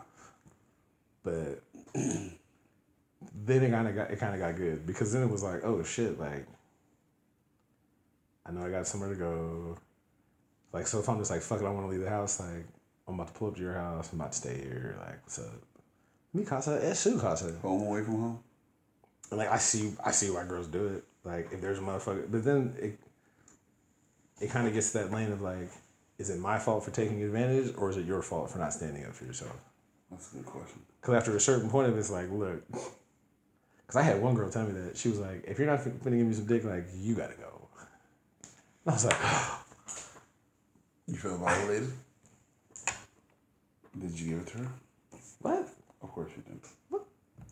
What kind of trollop do you think I am? Like, oh, what? you did? What? You didn't give it to her? No, what? Bro, I Have you ever done Put Out or Get Out? Have you ever done that one before? What? Put Out or Get Out? Me? Mm-hmm. No. Ooh, that was a good one. I was about to say. I was gonna be like, oh, sorry. I think we talked about it in Taylor Black Ass Mike. He did that one before. I'd never seen anyone do that before. They said if you don't, you gotta get out of my house. Did he bring her there too? Yeah. Oh, that's fucked up. No, he did it in the car. They drove somewhere. You know something like that, you got to get out and walk right now. Oh, that's that fuck nigga shit. Damn, that's cold. That's why I don't mind telling stories, because it's like, I mean, that's true. Like, you did that. So, I mean... Drive all the way out here, Mike. Can you help me up? Nah, I want to get out. Bro, this is before Uber. Like, this is way before then. This was when, like, you had the brick Nokias. You had to call somebody to come all the way over there and pick her up. Or hop on the shame train, that's called. Or it was or it would be he did, as a matter of fact, he did it at my house. Wait, how you doing it at your house? So, him and Nelly had brought these girls back from Stockton. Or, no, Manteca. So he went and got them, brought them back to the house, and was like, "Are you finna bust it open?" And she was like, "Nah, I'm good." So he's like, now, well, was he saying bust it open for everybody or just him? just him. Oh. And she was like, "Nah, I'm good. Like, And I'm not fucking with you." who picked him up? He did or surgery? There was 2 girls. It was supposed to be a little double date situation. But who picked him up though? Mike did. Okay. And he was just like, "Yeah, I'm gonna need you to bust that open." And she was like, "Nah, I'm good." So he's like, "Well, find a ride home." I was like, "Wow." And so the other girl had to find a ride home too, right? Mm-hmm. Cold-blooded. Cold-blooded. So it's a very particular, it's a sensitive situation for me because it happened to me. That same scenario? Mm-hmm. So someone's like, either give me some Sean or you gotta go? Mm-hmm. Easy. Yeah, I know, right? I can't remember. I told this story in another episode. Junior prom. It was my senior year, and this girl that had liked me, the dude she was gonna go to junior prom with backed out the week of. So she's like, "I don't have a date. You know, I like you. Like, whatever. Do you want to go with me?" I was like, "Yeah, for sure." But so I was like, "Can you take my homeboy and his date? Like, they're going. I'm gonna be at his house. Like, you live in Wilton. Can you just like scoop us or whatever?" She's like, "Yeah, for sure." So we go to Salinas. Salinas was a liquor store in Sacramento back in the day that used to sell alcohol to minors. Like, we all knew. Like, Wait. They didn't do it out the front door. Did they do it from the back? Of course they did. Out the front door? Of course. I'm talking about, I was 17. And like, Where was this liquor store? Florin and Stockton Boulevard. Of course. Across the street from where Florin Mall used to be. Of course it was. So if you were going, what's that? If you're going east on Florin, It would be on your right side. you cross Stockton Boulevard, and after like the subway and the little check cashing place, you turn right, and it was right in that little parking lot right there. I got, what was it? The only thing was you didn't get change. So let's say like you bought like some alcohol, like there was no change. Okay. Like, just like it was on the streets. If you hadn't don't buy your liquor, you know you wasn't gonna get the change. you're not getting change, fam. Like it's a tax. Cause it was what was it? I would get like an 18 pack or whatever, or get a bottle, and it'd be like $9.99. You get them dubbed. I'd be like, "I don't need my change, fam." He's like, "Let me see your ID. I'll give you your change right now." I'd be like, "Oh, all right, man. Have a good one." But yeah, we go to the dance, take the pictures, do whatever. We go to we go to Brad Brown's house. Shout out to Brad. I still got your stuff. It's in the mail, fam. I got you. You got a sweater. We go to the house. We go to the house. They get out. Like, as I'm going to get out, like, she kind of grabs me. She's like, "Hey, hold on a second. Like, I want to talk to you." I'm like, "Oh, for sure. Like, whatever. All right, y'all. I'll be there in a second." And she was like, "Yeah. So, you're gonna give me some dick or what?" I was like, wait, what? What'd you say? Yeah, like, I picked your friends up. Like, I drove to the dance. Like, I feel like you owe me some dick. And I was like, what type of man do you think I am? Damn. You think because you gave me a ride, you're just gonna get some dick? No, thank you. And yeah, so it was. Why'd you say no though? Is it because the way she came off? Was she not attractive, or? It was the I owe you. It was the like. So if she was just came out and you started flirting with you, or Oh yeah, she'd have got it. Oh yeah, without a doubt. Yeah, no questions asked. Okay. Like it was expected. Like you took me out and had a good time. Like yeah, sure, whatever. I'll bless you. No problem. I got you. But the fact that you owe me, like that was when it was like that dried everything up. Like, and so that helped me in my dating life because I never ever expected anything, or I would never utter the phrase like you owe me. Because then it's like, ew, like what do you, like now you're a scumbag. Yeah. And so then it was like, well, okay, well, how am I gonna get home now? I don't know, find a ride. She skirted off on me. Fucking skirt. Damn. So then they're looking at me like, where'd she go? I was like, she told me I ordered some dick and I didn't give it to them. They're like, well, why didn't you? I was like, what? I was like, what if the roles were reversed? Like, what if that was your daughter? And dude was like, you owe me some pussy now because I gave you a ride. Yeah. Like, what? Nah, bro, like, that's not what it is. And then you left your daughter at the prom or some shit, or left your daughter or wherever and skirted off. Parents would be fucking even if it was your son. Yeah. How would you feel if some girl told your son, like, you owe me some dick because I gave you a ride to prom? Like, your date left you. I did you a favor. You already bought the tickets. You would have got some dick if you just played your cards, right? Like, damn, bro. Was she money? Yes. Damn, I don't think I've ever heard any female say that. Really? You owe, like, you better give me. It's happened a couple times. I don't know. I just put myself in some weird situations. Because, like, after you take and take and take for so long, it's kind of like, it's like dude from Players Club. I spent a lot of money on you, Diamond.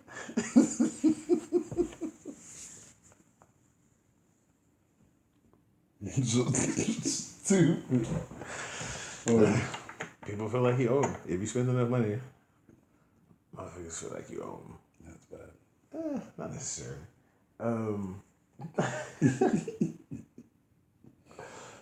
Have you? Oh my goodness.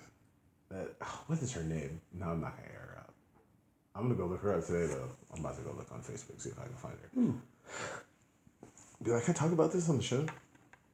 I mean, what is it about? No, I'm saying like, I wanted to be like, can I say like your real name? I'm pretty sure she's embarrassed by that. She's probably forgot all about that. Do an alias. What do you mean? Give her an alias. Oh no! If I say I'm gonna say her real name, like, come on, bro. I'm about to air you. Fuck it.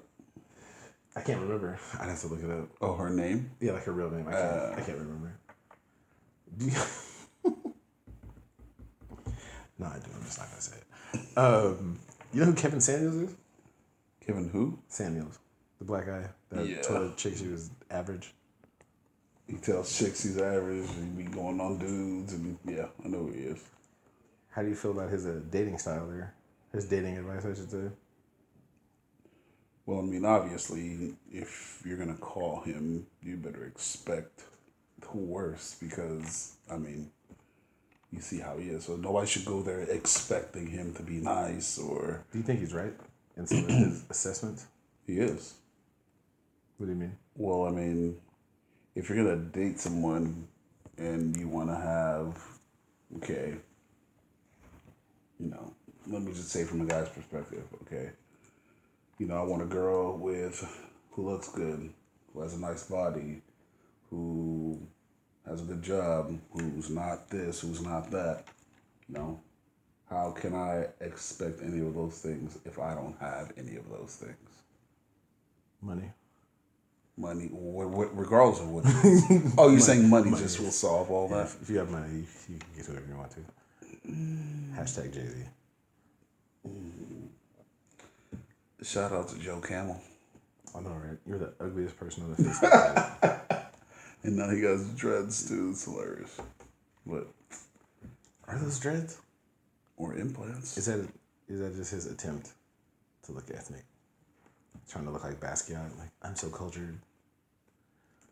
That's another situation. Culture vulture. I think he's funny. Like, I watch the videos just to watch him talk shit to people. Ma'am, you are average. That's kind of funny. And then he does get on dudes. But I think he's trying to push, like, traditional relationship values. And I don't think that necessarily works nowadays. Traditional being that the man makes the money, the woman's at the house, the woman raises the kids. But I don't really think that's what most women are looking for nowadays. Yeah, I don't. I was in a situation like that, so I definitely know. Like what? Well, my girl made more money, and it was actually more cost efficient for me to stay at home. You're a house husband. I was a what? House husband. This, whatever you want to call it, just don't sound right. But Domestic engineer. I like that. I like That's that what title. that's what I said. Domestic engineer. Interesting. I like that title. Because it makes me look, you're a what? Domestic engineer. Yeah, I like that. Yeah. Did you go to school for that? I did not. No, I didn't. Well, 7 years of junior college, but, you know. Yeah, and I literally did everything. Like, I did the cooking, the cleaning, the laundry. I did help the kids with their homework. I took them to school, picked them up. I went to all the field trips, everything. I got parent of the month twice. Like, I was, like, totally engulfed in that. Look at you breaking gender boundaries and shit. I mean, I don't know. Trying something new. Do you think, like, I'm in a lot of, like, marriage groups and, what is it? Marriage Real Talk. And I can't think of the other ones. But it's basically a whole bunch of women talking about what relationships are supposed to be. And I find it funny because a lot of times it's single women. So it's single women telling married women what they should do. I had to gangbang on your live feed real quick. So I always pose the question, why does the man have to pay all the bills? Oh, that's the way it's supposed to be. This and this and this and this and this. If you're not paying the bills, you're not a man. This. And I'm like, okay, I get it. So what are you doing in that situation? Like, are you working? Well, yeah, I have my own career. Well, what do you do with your money? I buy what I want. So you want someone to sponsor you is what you're saying. You want someone to pay all the household bills, pay to get things fixed. You're going to work a full-time job, not be in the home, and you want to keep all of the money. Why would someone sign up for that? Like, that doesn't make sense. Like, I feel you. Like, I mean, I would want that too. Like, I would want someone to pay all my bills and then I keep all my money. I expect to do whatever I want. Yeah, that'd be cool. But I mean, it's pretty selfish. I would take it a step farther and say that's immature. Like, that's if you're in a relationship, why can't you go half on something? And then I think that people romanticize the idea of back in the day when it was like, oh yeah, the fucking Papa paid for everything. It's like, yeah, but Papa probably whooped your grandma's ass. And Papa probably had kids on the other side of town. And like, I hope I'm quoting this correctly, women couldn't have bank accounts up until like the 60s or 70s. Like, the man had to co-sign on your bank account, so you couldn't have your own money. You for goddamn sure couldn't just be out and about. That's when the females started, like, the whole hiding money in your bra concept, slipping money. Oh, niggas, they've been doing that since forever. Garter belts. Well, it's like, yeah, you couldn't vote. Like, you were a second-class citizen. So I don't know that necessarily fits into the ideology that you're talking about. Like, do you really want to go back to that? And then, what was it? There's a video of a guy, he's in the South, and he's talking about, my wife's never paid a bill, and this and this and this. So they would all go into that video like, see, you guys aren't real men. And then the kids got on there and was like, yeah, this nigga paid all the bills, but he was verbally and physically abusive. He wasn't a dad. He didn't teach us nothing. He was always gone because he was always paying the bills. The nigga was cheating. Someone was like, so that's what y'all want? I I said it before. I'll say it again. Women had the best deal going. Of course. Someone had, back in the day, as a man, you had to make enough to provide for the wife, the kids, and to run the household. Nope.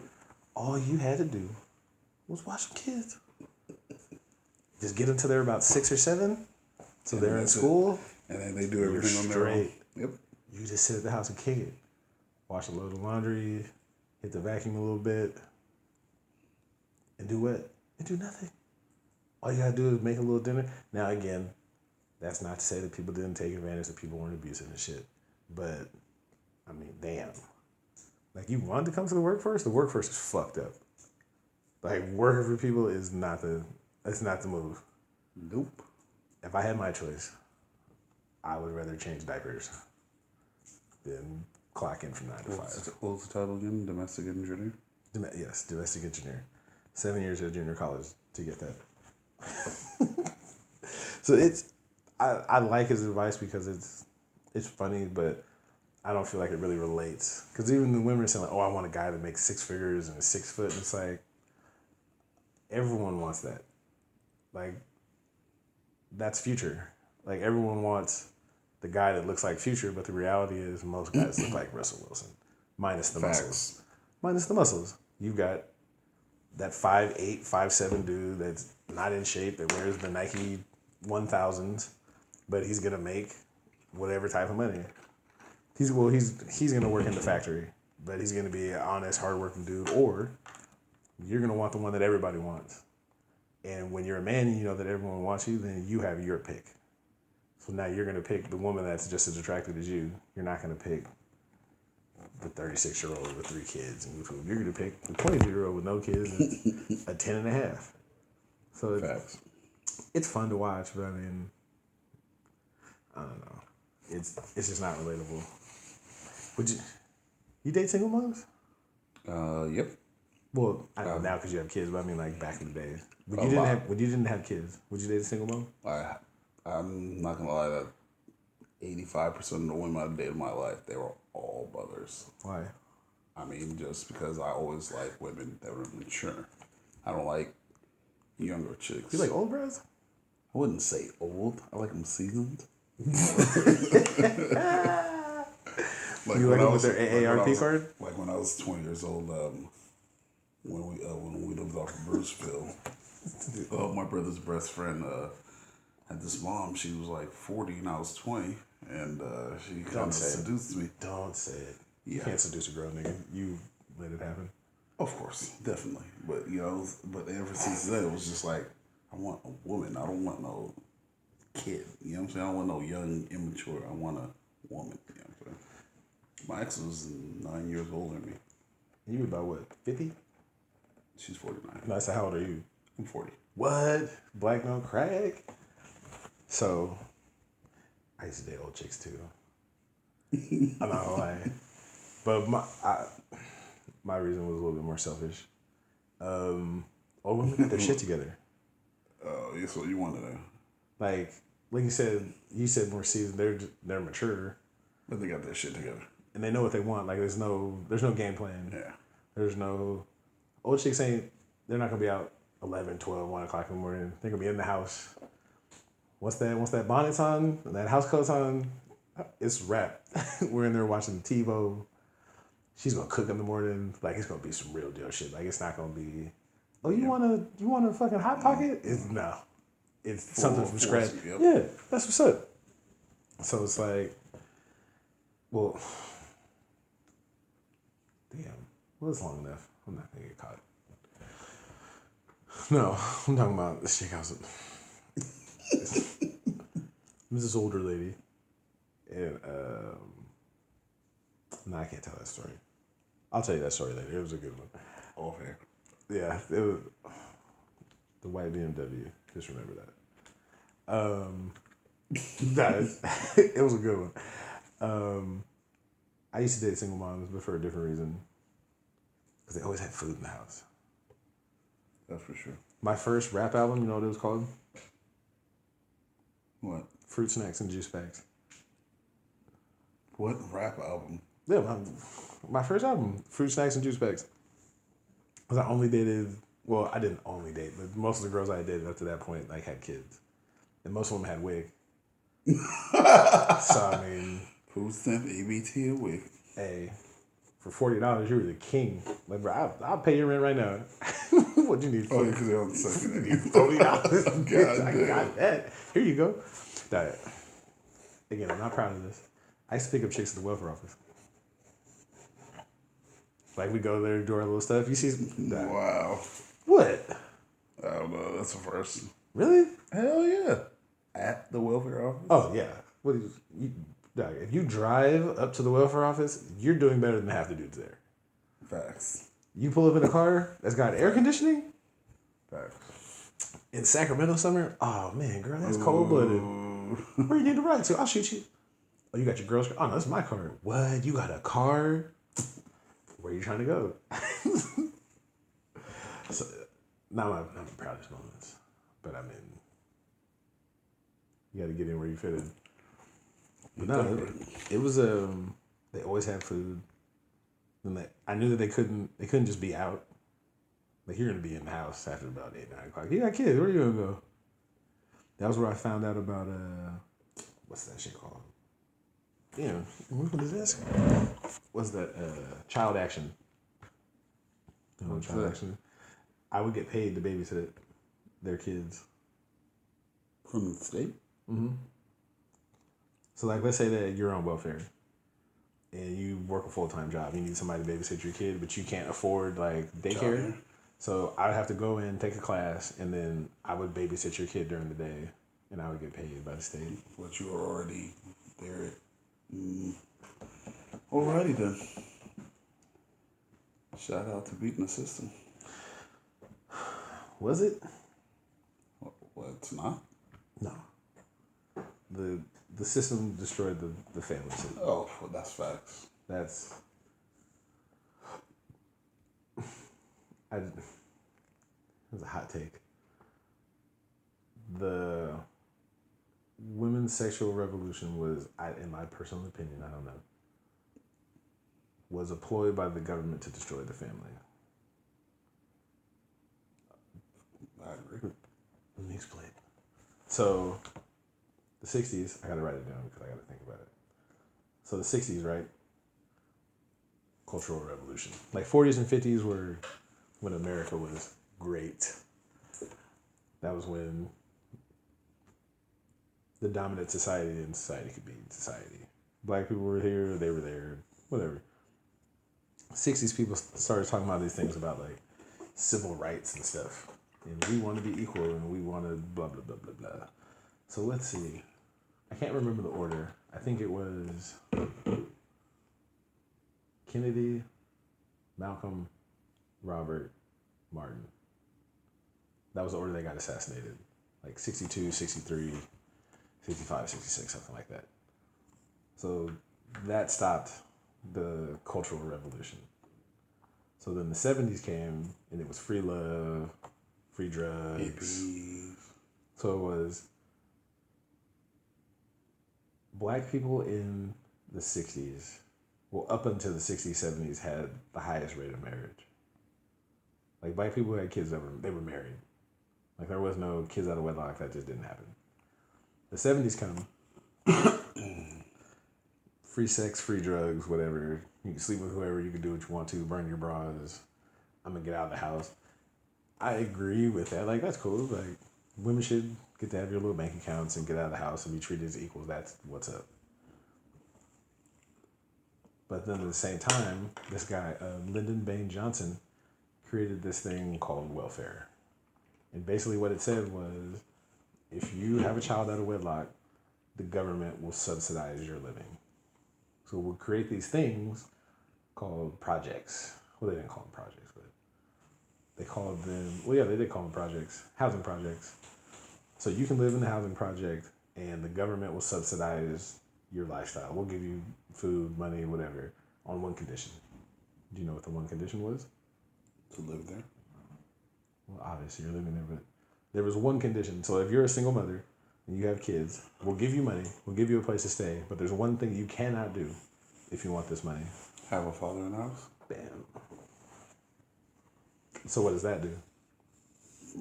Glorifies it.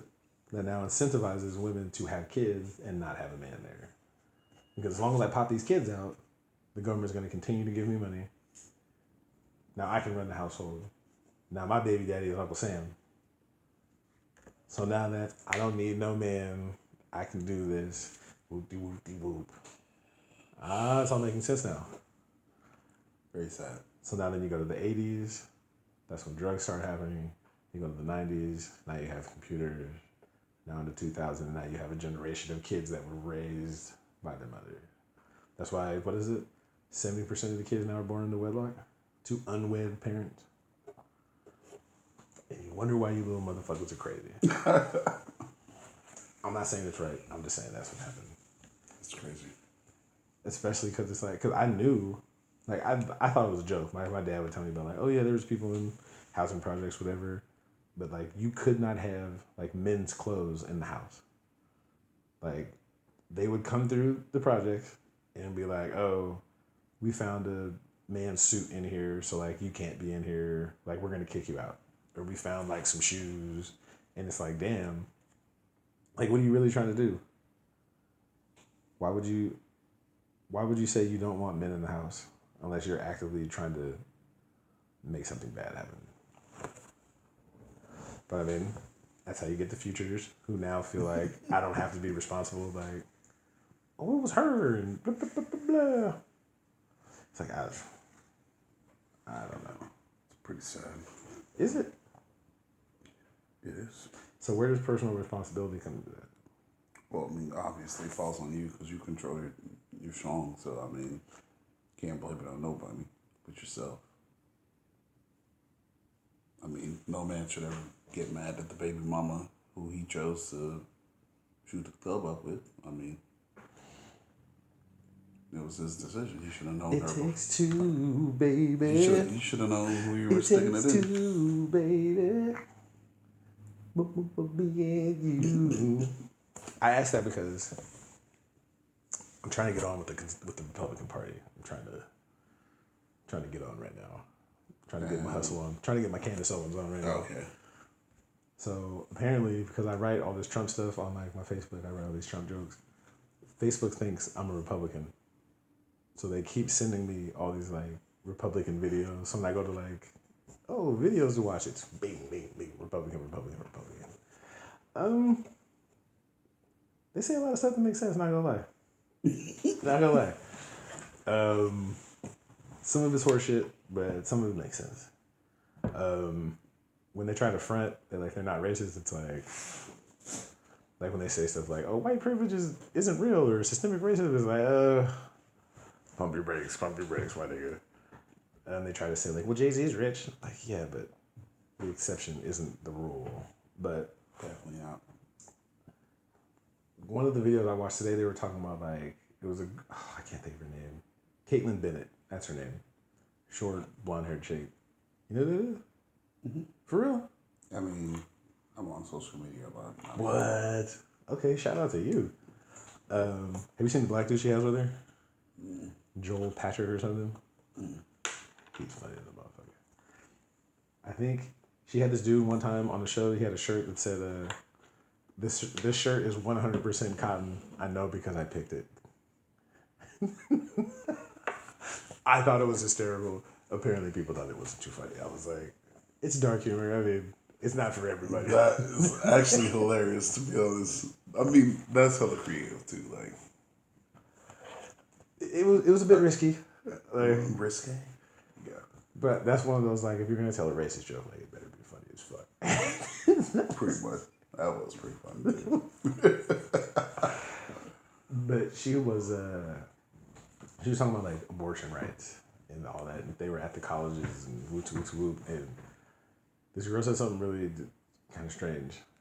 They asked her, she's like, oh, because everything is like, oh, you can't dictate what a woman does with her body. I agree to a certain extent. Like, where we disagreed was they said, under no circumstances. Usually most people draw the line at rape and incest. Like, that's kind of like where they're like, okay, sure. But to use abortion as like birth control, like that's kind of like that's sketchy. So you're saying like the fact that they promote abortion so much? No. Well, wait, first of all, what is it? Pro-choice or pro-life? Are you pro-choice, pro-life? Pro-choice is yes. Pro-life is no. Pro-choice is yes. You're for? Yes, you're for abortions. Pro-life is you're against. But then there's variations of pro-life. Well, I'm not a woman, and I think it's the woman's choice. It's her body. So I mean, you can't like. Of course, you can have a conversation, discussion if that was someone you're dealing with. But I mean, still, like it's still her choice. Remember you said that. So here's another scenario. Let's say you're dealing with somebody, you're shooting the club up, you're just blah, blah, blah, blah. And they get pregnant. And she says, or you say, I'm not ready to have no kid, I'm probably not really going to be in this child's life. I wouldn't say that, but go ahead. We're in hypothetical land. And she was like, nope, I'm going to have this baby. And I'm going to put you on child support. Is that right? I mean, is what right? Is if you tell her, look, I know I shot the club up. I know we're dealing with each other. But I'm not ready to financially be a father. I'm not ready to, with maturity, be a father. None of that. And she says, I don't care. It's my body. It's my choice. I'm keeping this baby. And now I'm about to put you on child support. And you're going to have to financially take care of me and this child. That's right. Because it's her body, her choice. So you think... No. Given those parameters, do you think that's right? Fuck no. Okay, fair enough. Now watch this. Screw it. You're moving the desk, sir. Here's the opposite. You're with some chick. You really like her. You're shooting the club up. Blah, blah, blah, blah, blah, blah. One of those swimmers is a champion. He gets in there. She tells you, I'm going to abort this baby. And you say, no. I'm ready to be a father. I want us to be a family. I get it. This happened. It was an accident. But I want to be a father to my child. And she says, no. It's my body. It's my choice. I'm going to abort this pregnancy. Is that right? Fuck no. Oh, so they're both wrong? I don't understand. Oh, didn't think about that. My body, my choice, right? Shit. Oh. You have created quite a conundrum here. Yeah, definitely. That's why I said it takes two to tango. Now again, I don't necessarily have a position. Besides, if it's incest or rape, like, yeah, obviously, okay. But I don't think that you should just be willy-nilly. So pretty much what you're saying is, unless it's like incestuary rape, there should be no abortion. I don't think so. That's what condoms are for. That's what birth control is for. Like, abortion isn't birth control. So pretty much, if you don't want to have a kid, be more responsible. Now, I'm not going to be out there picketing and blowing up abortion clinics and shit. Like, that's not my position. If you want to, that's between you and your God. I'm not going to actively say, like, no, you can't. If that's what you want to do. But, I mean, morally, spiritually, like, you got a body on you. Like, there is,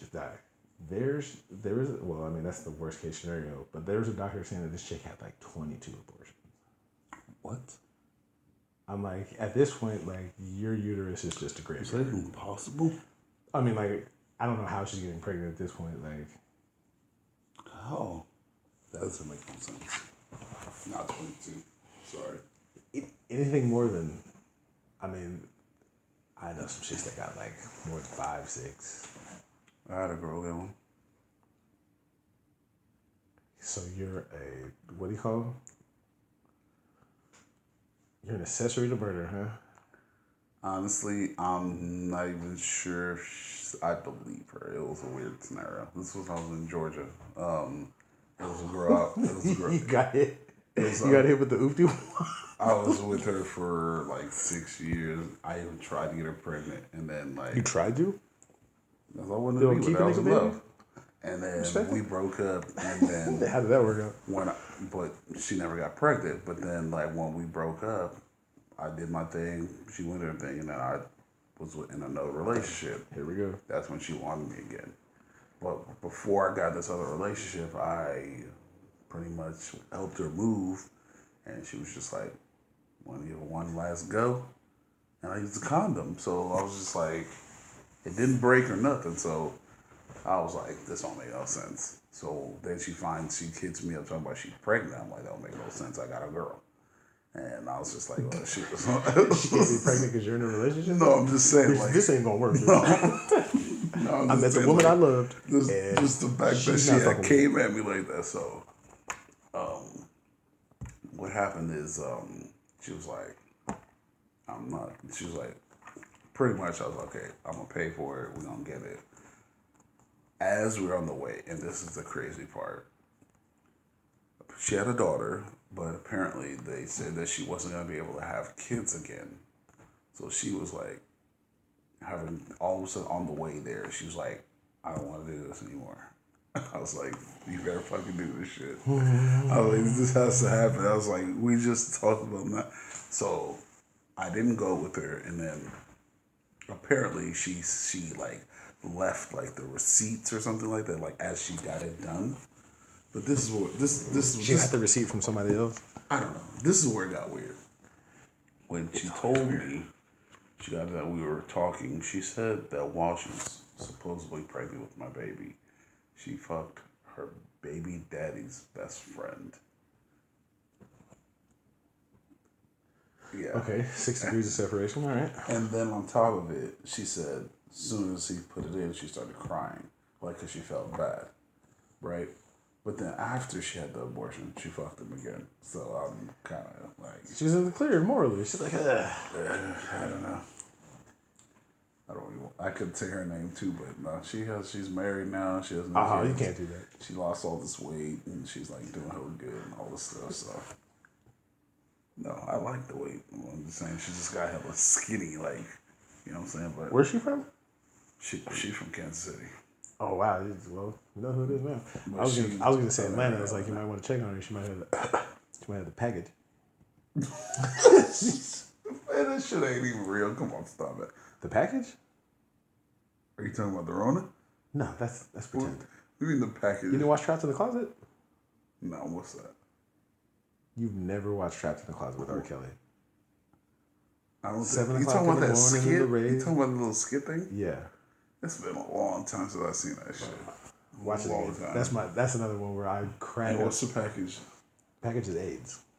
Oh, shit. That was the whole purpose of Trapped in the Closet. Oh, no. Why? Because she got skinny? Yeah. No, she lost weight. She just lost weight. It was it's an AIDS joke, I guess. Yeah, no. That's The not package. Not something to joke about. I mean, they got a cure for it. I mean, take some pills. Magic Johnson had the package since 1993.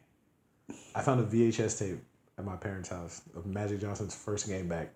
It was from like 1992, 93. And nobody wanted to play defense. You don't remember that? When nobody wanted to play defense. Do you remember that when Magic Johnson got AIDS? But I'm just saying, is that when nobody wanted to be near him? No one. Carl Malone was they like, were I don't like, want to play with him. They were he like, might bleed on me. I'm sorry that I'm laughing about that. This is why I try to be open and honest about all the bullshit that I did, because Carl Malone talked all that shit, right? Years later, come to find out this nigga got like a 14-year-old pregnant. Yep. Mm-hmm. And the daughter don't deal with him or anything. Mm-hmm. So it's like, you talking about at least Magic was fucking grown, bitches. You were fucking children, like my guy. So I mean, makes you wonder. That's why I always try to be like, I'm not the moral authority on shit. I am a scumbag, just like the rest of us. But yeah, that was a big thing back then. That was, what was it? That was on an episode of like one of those little shows I used to watch. Like a little boy had AIDS, and they were like, he can't be in the school play because he has AIDS. And it was like I got it from a blood transfusion. Like, you know where AIDS came from? Government. Hmm. The government. Yeah, no shit. But I mean, like, how? You tell me. I'm just glad. I thought you were gonna say the monkey shit. I was like, What? you know, people like to say that. What the fuck is monkey shit? What do you mean? You know, people like to say that.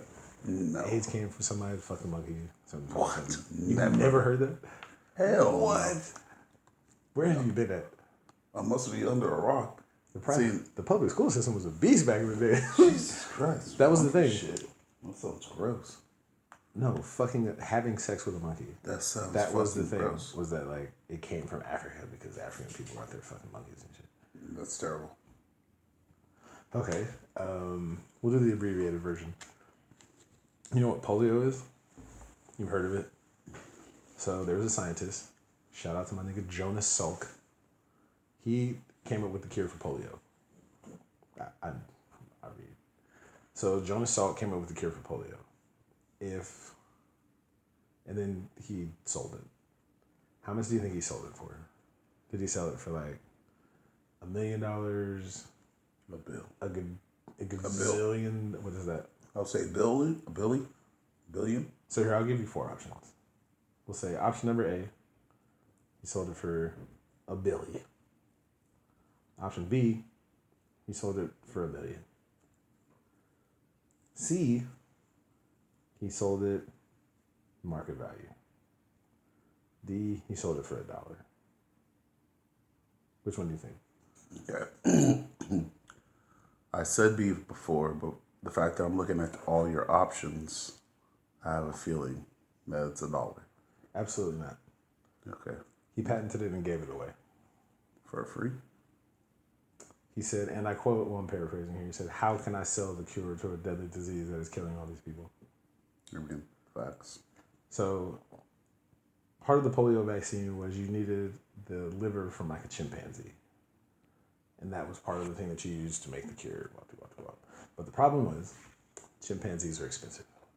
So a German scientist whose name I can't remember, and I wish I did for the point of this story, went to Africa and was like, hey, there's some wild chimpanzees out there. Let's go grab those. Wild chimpanzees have this thing called AIDS. So they took their livers, which now have AIDS in it, they put it into the polio vaccine, injected it into people, and they were like, holy shit, look what we made. So then they said, now that we know what this is, let's take this back to the lab because we know how Germans and scientists are. And they discovered, hey, we have this new horrible fucking disease that we just made. And Operation Paperclip, you know what that is, right? So after World War II, they came to the United States, and then all of a sudden, it just started popping up. And they were like, oh, we don't know where this came from. Fucking terrible. So yeah, that's the more you know. That's where AIDS came from. But yeah, the package is not funny, but it was funny. So, the abortion thing. Like you said, it's not really something I'm gonna hang my hat on. It's not really one of those things where I'm like, blow up all the abortion clinics. But the reason why I even thought about it was because when the girl was explaining it and they broke it down to her like that, and they always said like, my choice, my body, and it's like, they're like, well, you're killing a person. And she's like, well, it's my body. And it's like, so then he made the point, he said, so what you're saying is that you have the right to impose your will on a weaker person. Actually, you're saying you have the right to kill someone who is weaker than you. And the girl was just like, yep. And I was like, that's not going to age well. That's not going to be a good look for you later, my dear. Like, that's... I mean, again, it's your body. You do what you want to. That's going to be a hard-hitting one. Do you know... well, I guess I gave it away. What's the number one killer of black people? Heart disease? Police brutality? Abortion? Abortion kills more black people than heart disease, police brutality, car accidents, cigarettes. 300,000 a year. Now, do you think the government wants that? What do you think? Who created Planned Parenthood? No, what's the person's name? Who created Planned Parenthood? Was it J. Edgar Hoover? No, Margaret Sanger. And originally it was called Negro Parenting something. Really? As a matter of fact, Hillary Clinton said that Margaret Sanger was one of her favorite people, one of her I'm not idols. surprised about that. Margaret Sanger was a devout racist. Was a devout racist, and actually did it to do population control. That's fucked up. The more you know. This is why we don't talk about politics on the best day of podcasts. It took a turn. It took a turn. Jeez. How did we go from talking about Future and Russell Wilson to My Body, My Choice? I have no idea. So we were talking about single moms before we made that very long turn off the turnpike. So dudes always talk about, like, I find it strange that whenever we talk about single moms, and I wish you were here, Auntie, so you could talk about some single mom stuff, but yeah. Why is it that the single mom is shunned? Like, why is it that it's like, oh, she's got kids, like, oh, fucking, no man wants a woman with kids. But then, obviously, it's a double standard. But when it's a dad with kids, it's like, oh, that's so heroic. Praised, yeah. Oh, you're such a great person. It's like, whoa. Anytime they see a dad pushing a stroller or anything like that, oh my God, look at you. Like, yes. He could be a fucking dirtbag. They don't even care. He's like, oh my God. But when you see a female with 2 kids, I'm like, oh, look at that. Where's your husband? Oh, we're not together. Why do you think that is? I have no idea. What? You might have an opinion on it? That's why you're here, sir. Well, I mean, no one's here to hear me talk for an hour. We tried that last season. I don't know. I don't know. It's that dynamic sounds so weird. Like, when you put it that way, I don't know. Because I want to say the right answer. There is no right answer. It's your personal opinion. Low battery. You said low battery. Bang. Was that Apple? Don't start talking about my phone. I got a charger.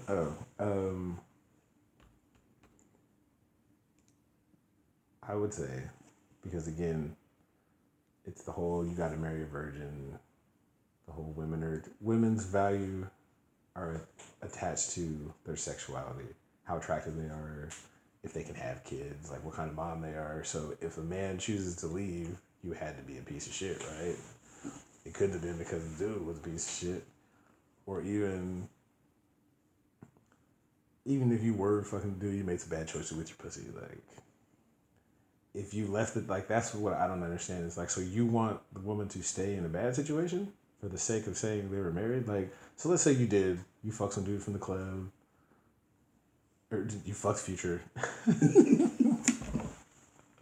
He gets you pregnant and he dips out.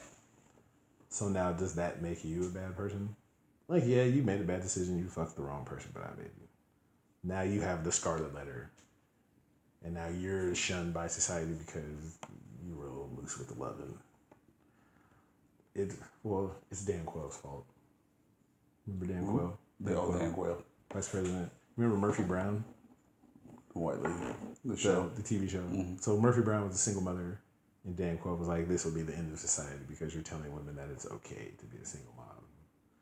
And it's like, I mean, people are people. Like, Murphy Brown was like, in the character, was at least, she was like the best reporter, and this, and she was, it's like, if that's what it is, like, why is that bad? Because, I mean, but definitely not a bad thing. I mean, why would he say, I mean, is that misogynistic? Traditional conservative values, I think. The man works, the woman stays at home. I mean, as much as I think women got a bad rap, took the short end of the stick on leaving the house. Like, if that's what you want to do, God bless you. If you want to work, hey, fuck it. I'll be more than happy to hold the house down. But, because, let's see. I dated a chick that she had like 2 kids, but she was married. So all her kids are from the same dude, but they got divorced. So it was like, why isn't that like, oh, you're a single mom, you're this and this and this? It's like, I mean, pussy still works. Like, you're still a virgin. Like, what does that have to do? Why does your value now go down? Yeah, I mean, well, and then I get it though, because now as the guy, you have to be more responsible. Like, it's instant responsibility. Like, it's not just, oh, me and you were fucking whatever. It's, I have to be on my game at all times because now I'm a stepdad. Now, that's what I don't like, is when you do have kids and you're just fucking different dudes and you're introducing your kids to all these dudes. It's like, that's not ratchetness. Cool. Is it? That's ratchetness. Is it? To its finest. Like, come on now. Like, why, sir? Why is that ratchet? Well, I mean, coming from someone who has a situation where I have some other man around my kids, I mean, you can't really just, I mean, random guys, that's all bad because a child needs to identify with his father, unless say his father's not there. But you have multiple men around, that's not good. That's a recipe for disaster. Because if you have that many motherfuckers around, I mean, how are they treating you? Are they bringing you roses? Are they saying you're beautiful? Or are they just coming in there, shooting the club up, and then dipping on you? What if that's what they want? Her body, her choice, right? Yeah, but what about the kids? And the famous words of Melania Trump, fuck them kids. This nigga. No, I'm saying it to be like, if she chooses to have these dudes around, you know, that's their choice. I see what you're saying, in that you've got to be responsible as a mother. You can't just have random men. Fuck yeah. But I mean, she still gets the deserve to be a woman, right? Of course. But you're saying she just shouldn't have. Yeah, I mean, you shouldn't be introducing. Like, right. Okay, if you're gonna, you know, you have a thing over, wait till the kids go to bed. Then have a nigga come over. Make sure you keep it down. Don't fucking, you know. But you got 30 uncles. That's my Uncle Tony and that's my Uncle Rufus. That's exactly why you need to be discreet and when, you know, leave in the morning before the kids wake up, sneak out the back door or something, you know what I'm saying? That's understandable. That makes sense. Then what about single dads then? What about single dads who use their kids to pick up girls? Ooh. Well, I mean, I'm not gonna say it's something wrong with it, but I'm just if you're doing it, if it happens, it happens. I mean, because obviously it's an instant attract. It's just a thing for women to be attracted to that because they look at it like, wow, you're a good dad. You're taking care of your kids. Welcome to the club, sir.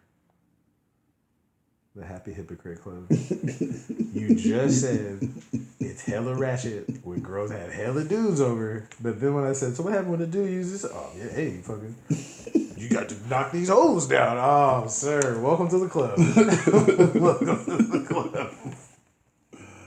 Hey, what can I say? Oh, hypocrisy. I mean, I get it. There's double standards. It's like, how come a woman that sleeps with a whole bunch of dudes is a hoe, but a dude who sleeps with a whole bunch of women is a Mac? Like, I get it. They're both hoes. You think so?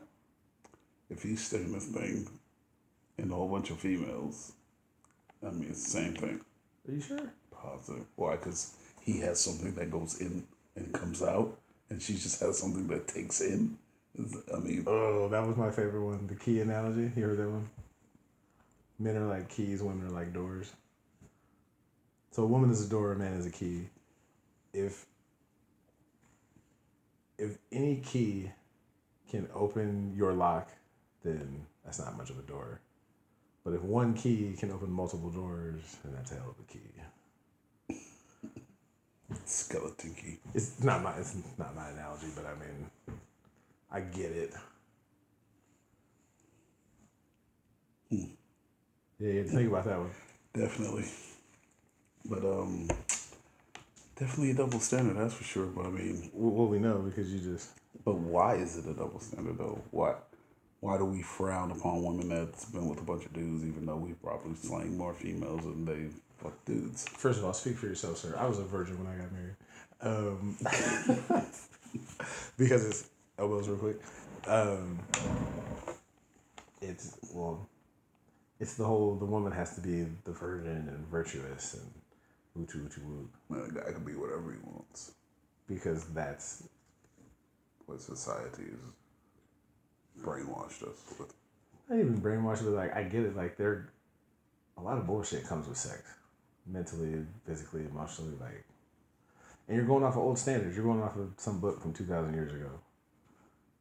Even the book said you could have multiple wives and shit. I mean, which is weird. Oh, he threw me off. He said, "Oh." Brings us back to the topic. See how I did that? Hey. Bring it back full circle. Hoes make the best housewives. Because let's say you do get some. You find your 10. You guys compatible emotionally, spiritually, all that. And then you finally you jump the broom, you consummate the marriage, and she's a dead fish. Whoosh.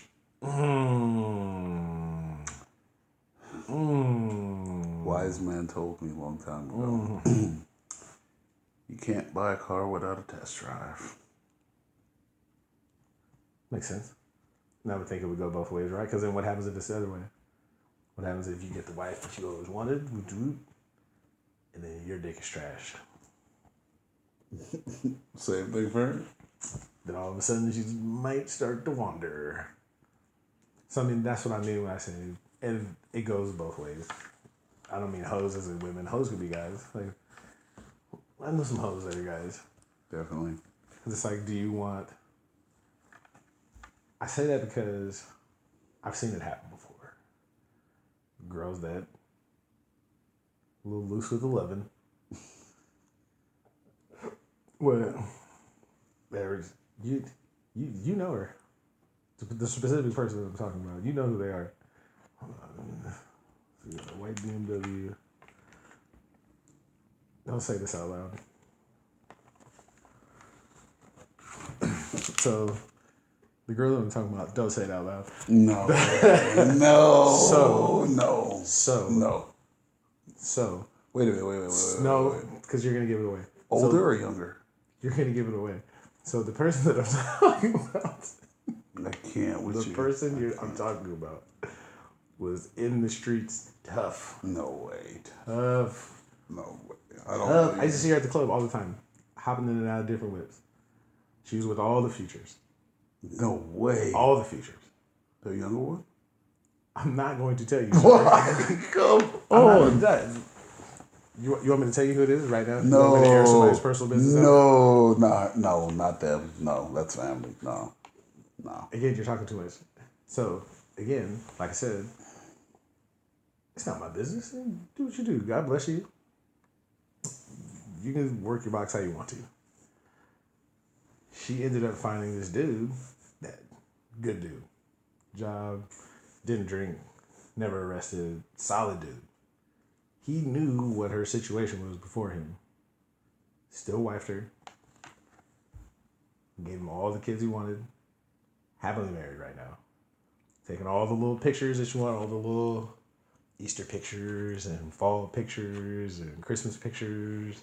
Sending the postcards. I know which one you're talking about now. All that type of shit. Why would you say that? But I mean, again, someone else is like, oh, that was fucking woo. We used to. But I mean, that was then. This is now. So now it's like, okay, you got your little housewife, but you know she's gonna bust it open. And she knows, I know what the game is like. I've been out there, niggas ain't shit. So now that I have somebody that's actually about something, let me go ahead and put that on pause. And be a wife. Like, man, this is respectable. Because then it's like you said, it's double standard. How are you going to have the nerve to be like, oh, she's a hoe, but you fucked her? And if you fucked her, you probably fucked at least 10, 15, 20, whatever. So now, when you get married, how's the woman supposed to be happy? My husband, every woman where I live at can be like, oh, I slept with him. Oh, I slept with him. So it's kind of like, how do you get to talk down on the woman because she was out there doing the same shit you were doing? Which then I always thought was weird because it's like, people love to talk about hoes this, hoes that. It's like, but y'all were fucking them. Facts. So you just want to be able to fuck whoever you want to and then expect the girl you get married to be a virgin, huh? Yeah, that don't make no sense. Well, shouldn't the girl that's a virgin expect her husband to be virtuous? Mm-hmm. Why do you get to? Yeah, why do you get to come with soiled dick to clean pussy? That's funny too, because back in the days they used to wear chastity belts and lock the pussies up and all that shit. For some fucking dirty dog niggas that was just fucking and doing all kind of fucking nasty shit. Mm-hmm. Yeah, Grandpa Joe paid all the bills, but he had 3 other families in the same town. You got cousins you don't even know is your cousins. That's sick. Hey, Jimmy looks like you. Mm-hmm. But because Papa Joe paid all the bills, it's like, so it's just like, bro, it's funny because I guess my homeboy said, like, your girl used to be out there. But I mean, it's one of those, like, that was my thing. Like, I used to tell the chicks the other day, what you did before me ain't my business. That's not, I mean, even if it's uncomfortable for you, it's like, it's new pussy to me. Like, that's not, I was never the, well, I got a confession to make. Oh boy. I aired dude out one time. You aired him out where? So it was a friend of mine, and we got to an argument.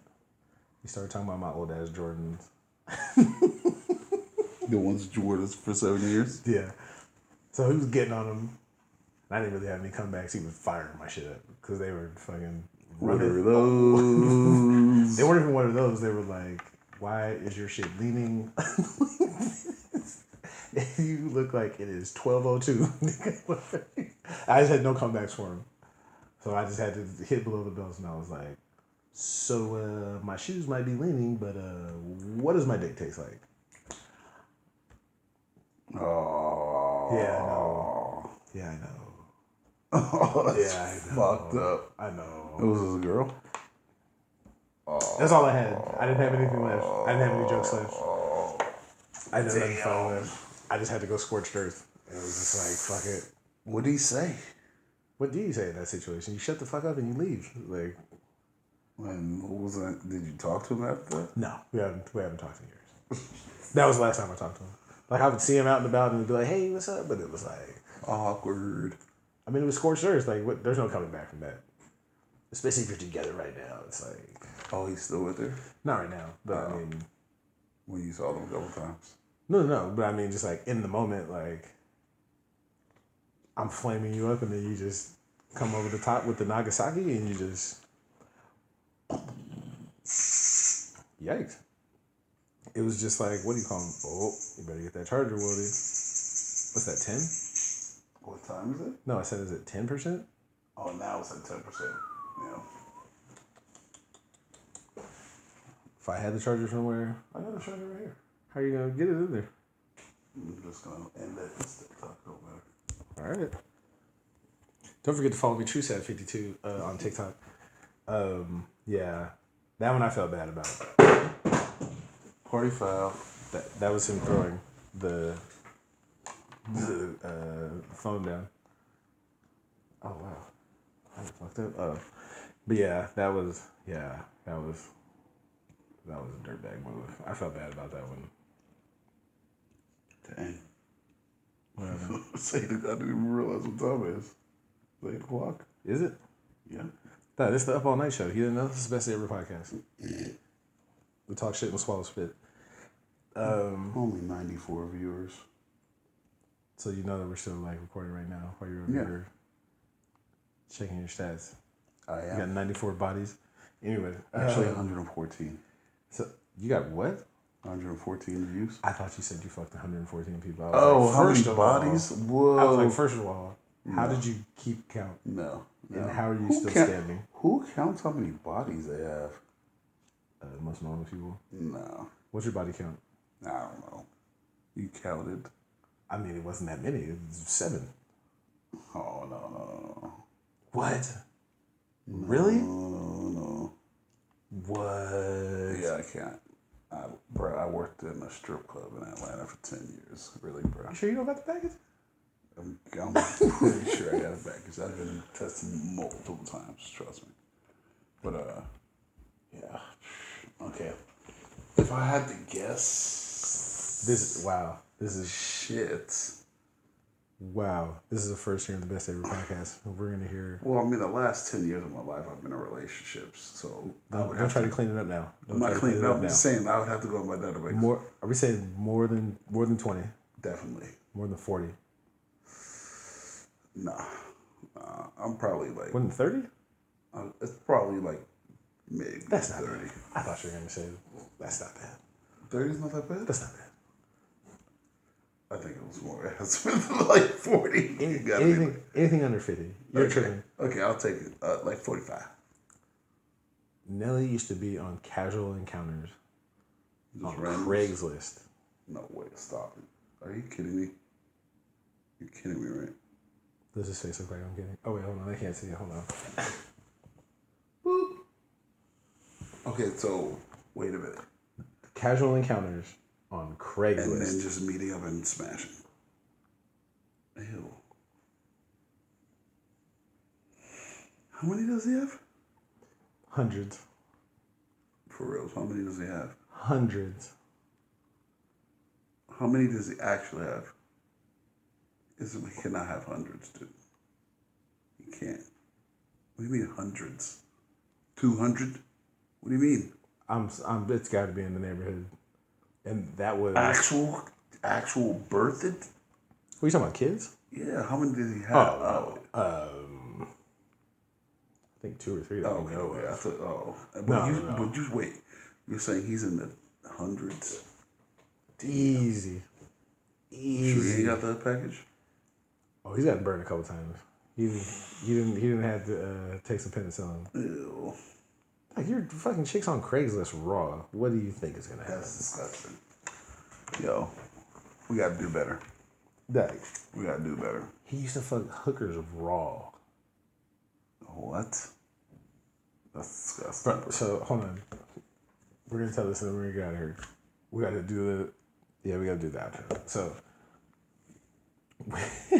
this is disgusting. Well, this is not disgusting. It's hilarious. So one day, this was when I lived in Bakersfield. I would come out here from time to time, hang out. I'm asleep upstairs. This is a 2-story house. His room is downstairs. My room's upstairs. Other dude who lived there, his room was upstairs. I woke up at maybe, 9 o'clock in the morning or something. Long night.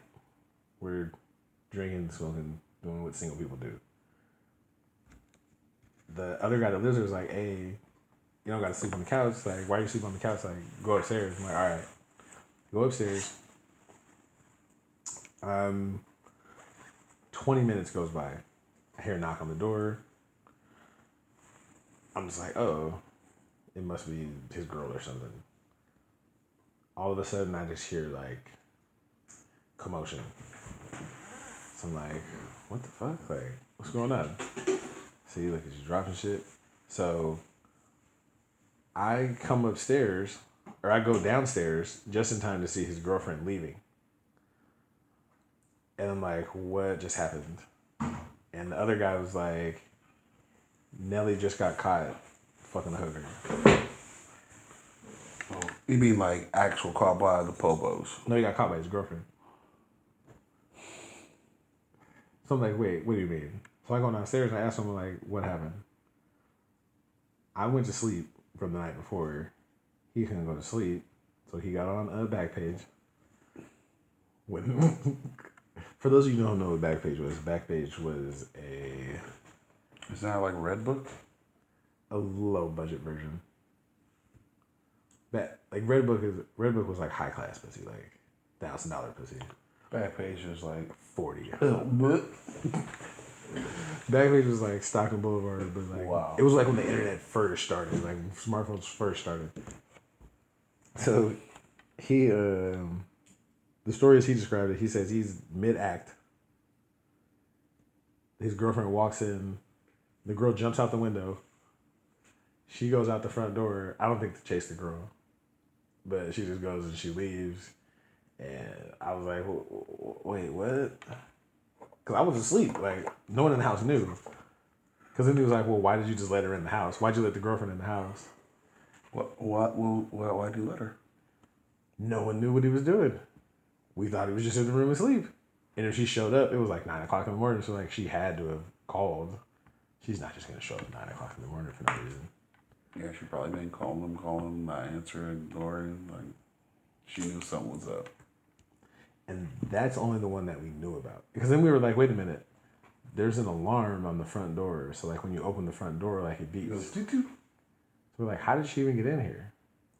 She climbed in through the window. So he told her, come to the side gate, come around, it's the first window on the bottom, hop to the window. Oh, so this was premeditated shit. So he already took the screen off of the window and already knew, like, yeah, I'm about to slide in here. That's gross.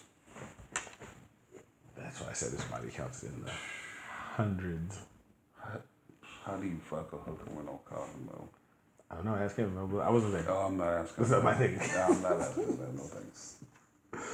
So yeah, I'm sure. Then I know for a fact I had caught him with at least like 3 or 4 different ones on casual encounters. And that was, we're talking about, that was 10 years ago. Casual encounters is the first kind, casual encounters is the second time, casual encounters is the third time. What do you mean? Like, he has to have a problem. He has to have like a problem. There's no way. Wasn't the only time we fucked her. I'm just saying. That's my man. I love him to death, though. It happens. They, Jesus Christ. Yeah, that was interesting. That blew your mind? Scary. But again, the girl, oh no, I don't know that one I was gonna say. But now, so when he gets married, does he get a virgin? According to see, Mr. KOE, everything is about to lose it. He almost spit this water everywhere. So in summation, yeah, get it together. Get it together. Don't spit all over the house.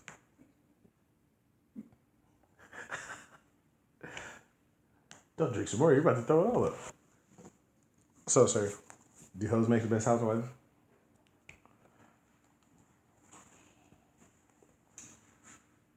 I'm afraid so. He just made me ground here today. Their choice, their body. I think that you just have to be responsible. If you're gonna be out there tricking the dick or letting niggas shoot at the club, you just gotta be responsible. You gotta be honest. I almost got, before I met my wife, I had the pregnancy scare. First chick I ever fucked. Ever? Mm-hmm. I didn't care. Rat-a-tat-tat and all the cops scattered. Who cared? I didn't give a fuck. I was, 18, 19? I didn't give a shit. So she hits me one day. Oh, I'm pregnant. I was like, by who? Fuck you. You're the only one. I was like, hey, you say that, but I mean, whatever.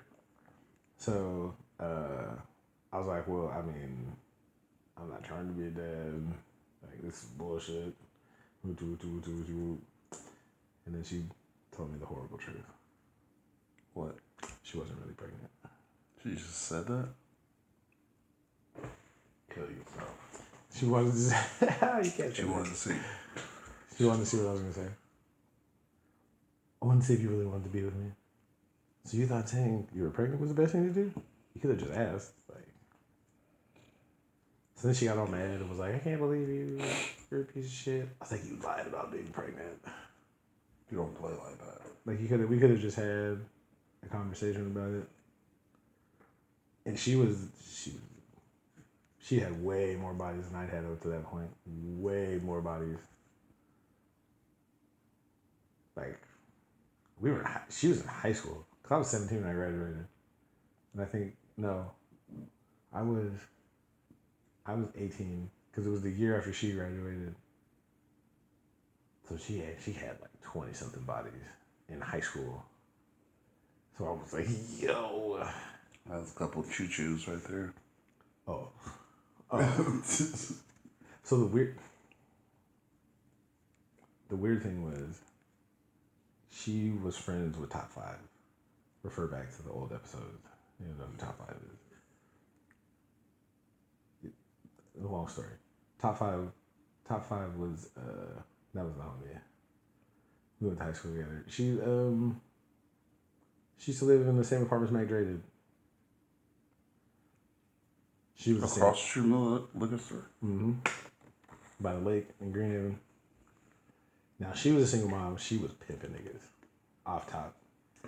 She was a single mom, but it was like, you gotta pay for this pussy. Like, not like literally pay. Like, she wasn't a prostitute, but I mean like, You're gonna be tricking.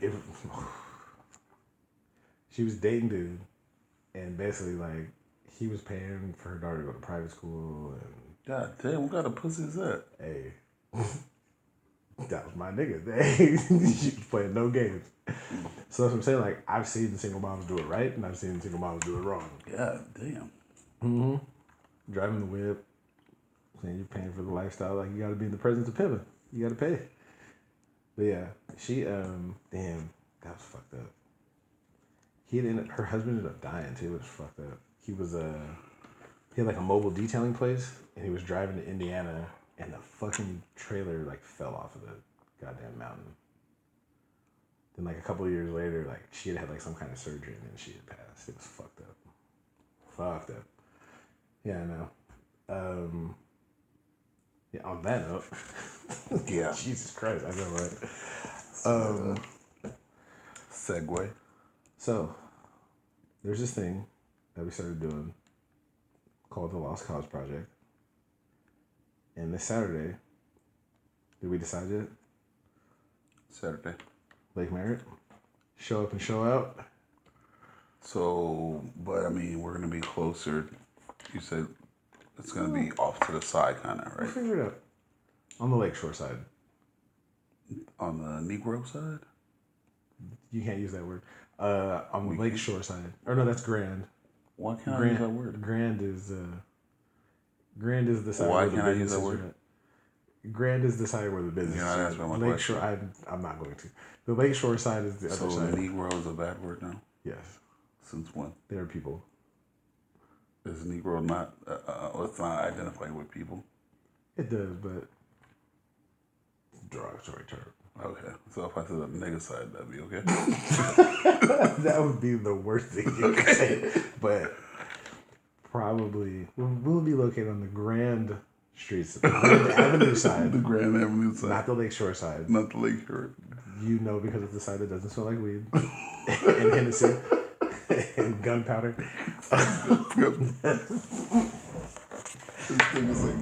There won't be any cars on 24s. Oh my God.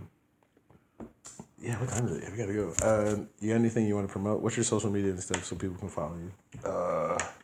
Get at me at King of Everything 408. Everything KOE 408 Twitter, even though I don't use it, so don't even bother. Just like to say it, but because I have one.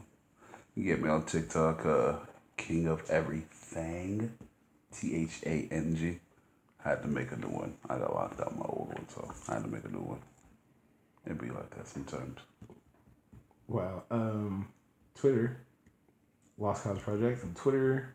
Lost Project on Instagram for the Lost Cause Project. How many tweets you got? Like 5. Okay. The Kings follow me. The Sacramento Kings. You know what's weird about Twitter?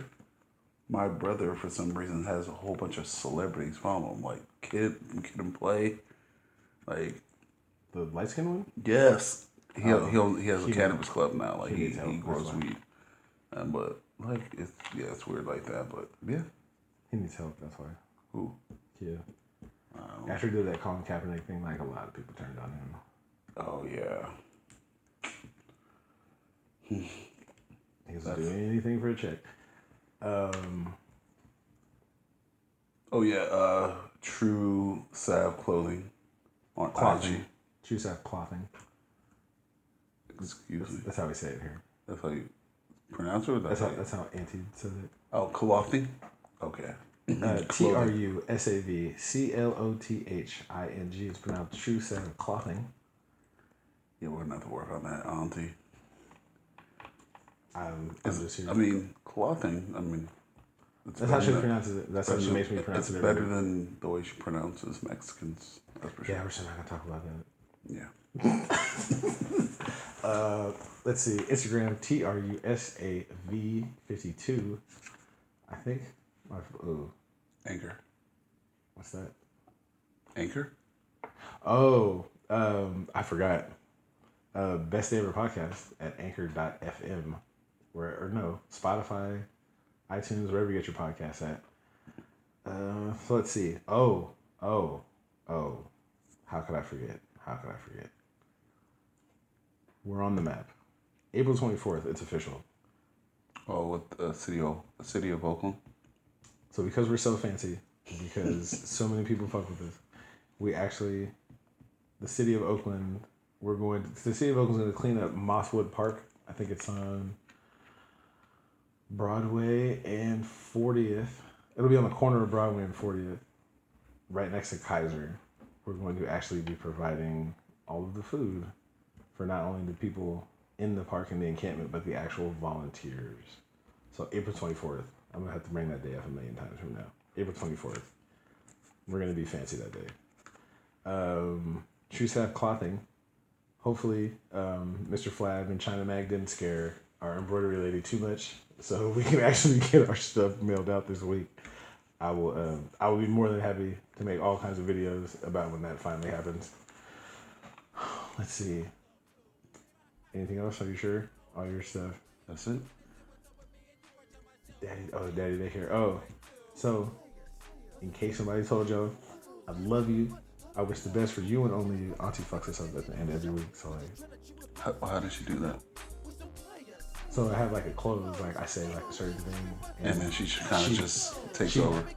She paraphrases. Oh, okay. But you don't know it, so it's fine. I love you. I wish the best in life for you and only you. If nobody told you this, I believe in you. And don't forget, you can't get yesterday back. You might not get tomorrow, so that makes today the best day ever. Holla at your boy. I will see you this weekend. Peace.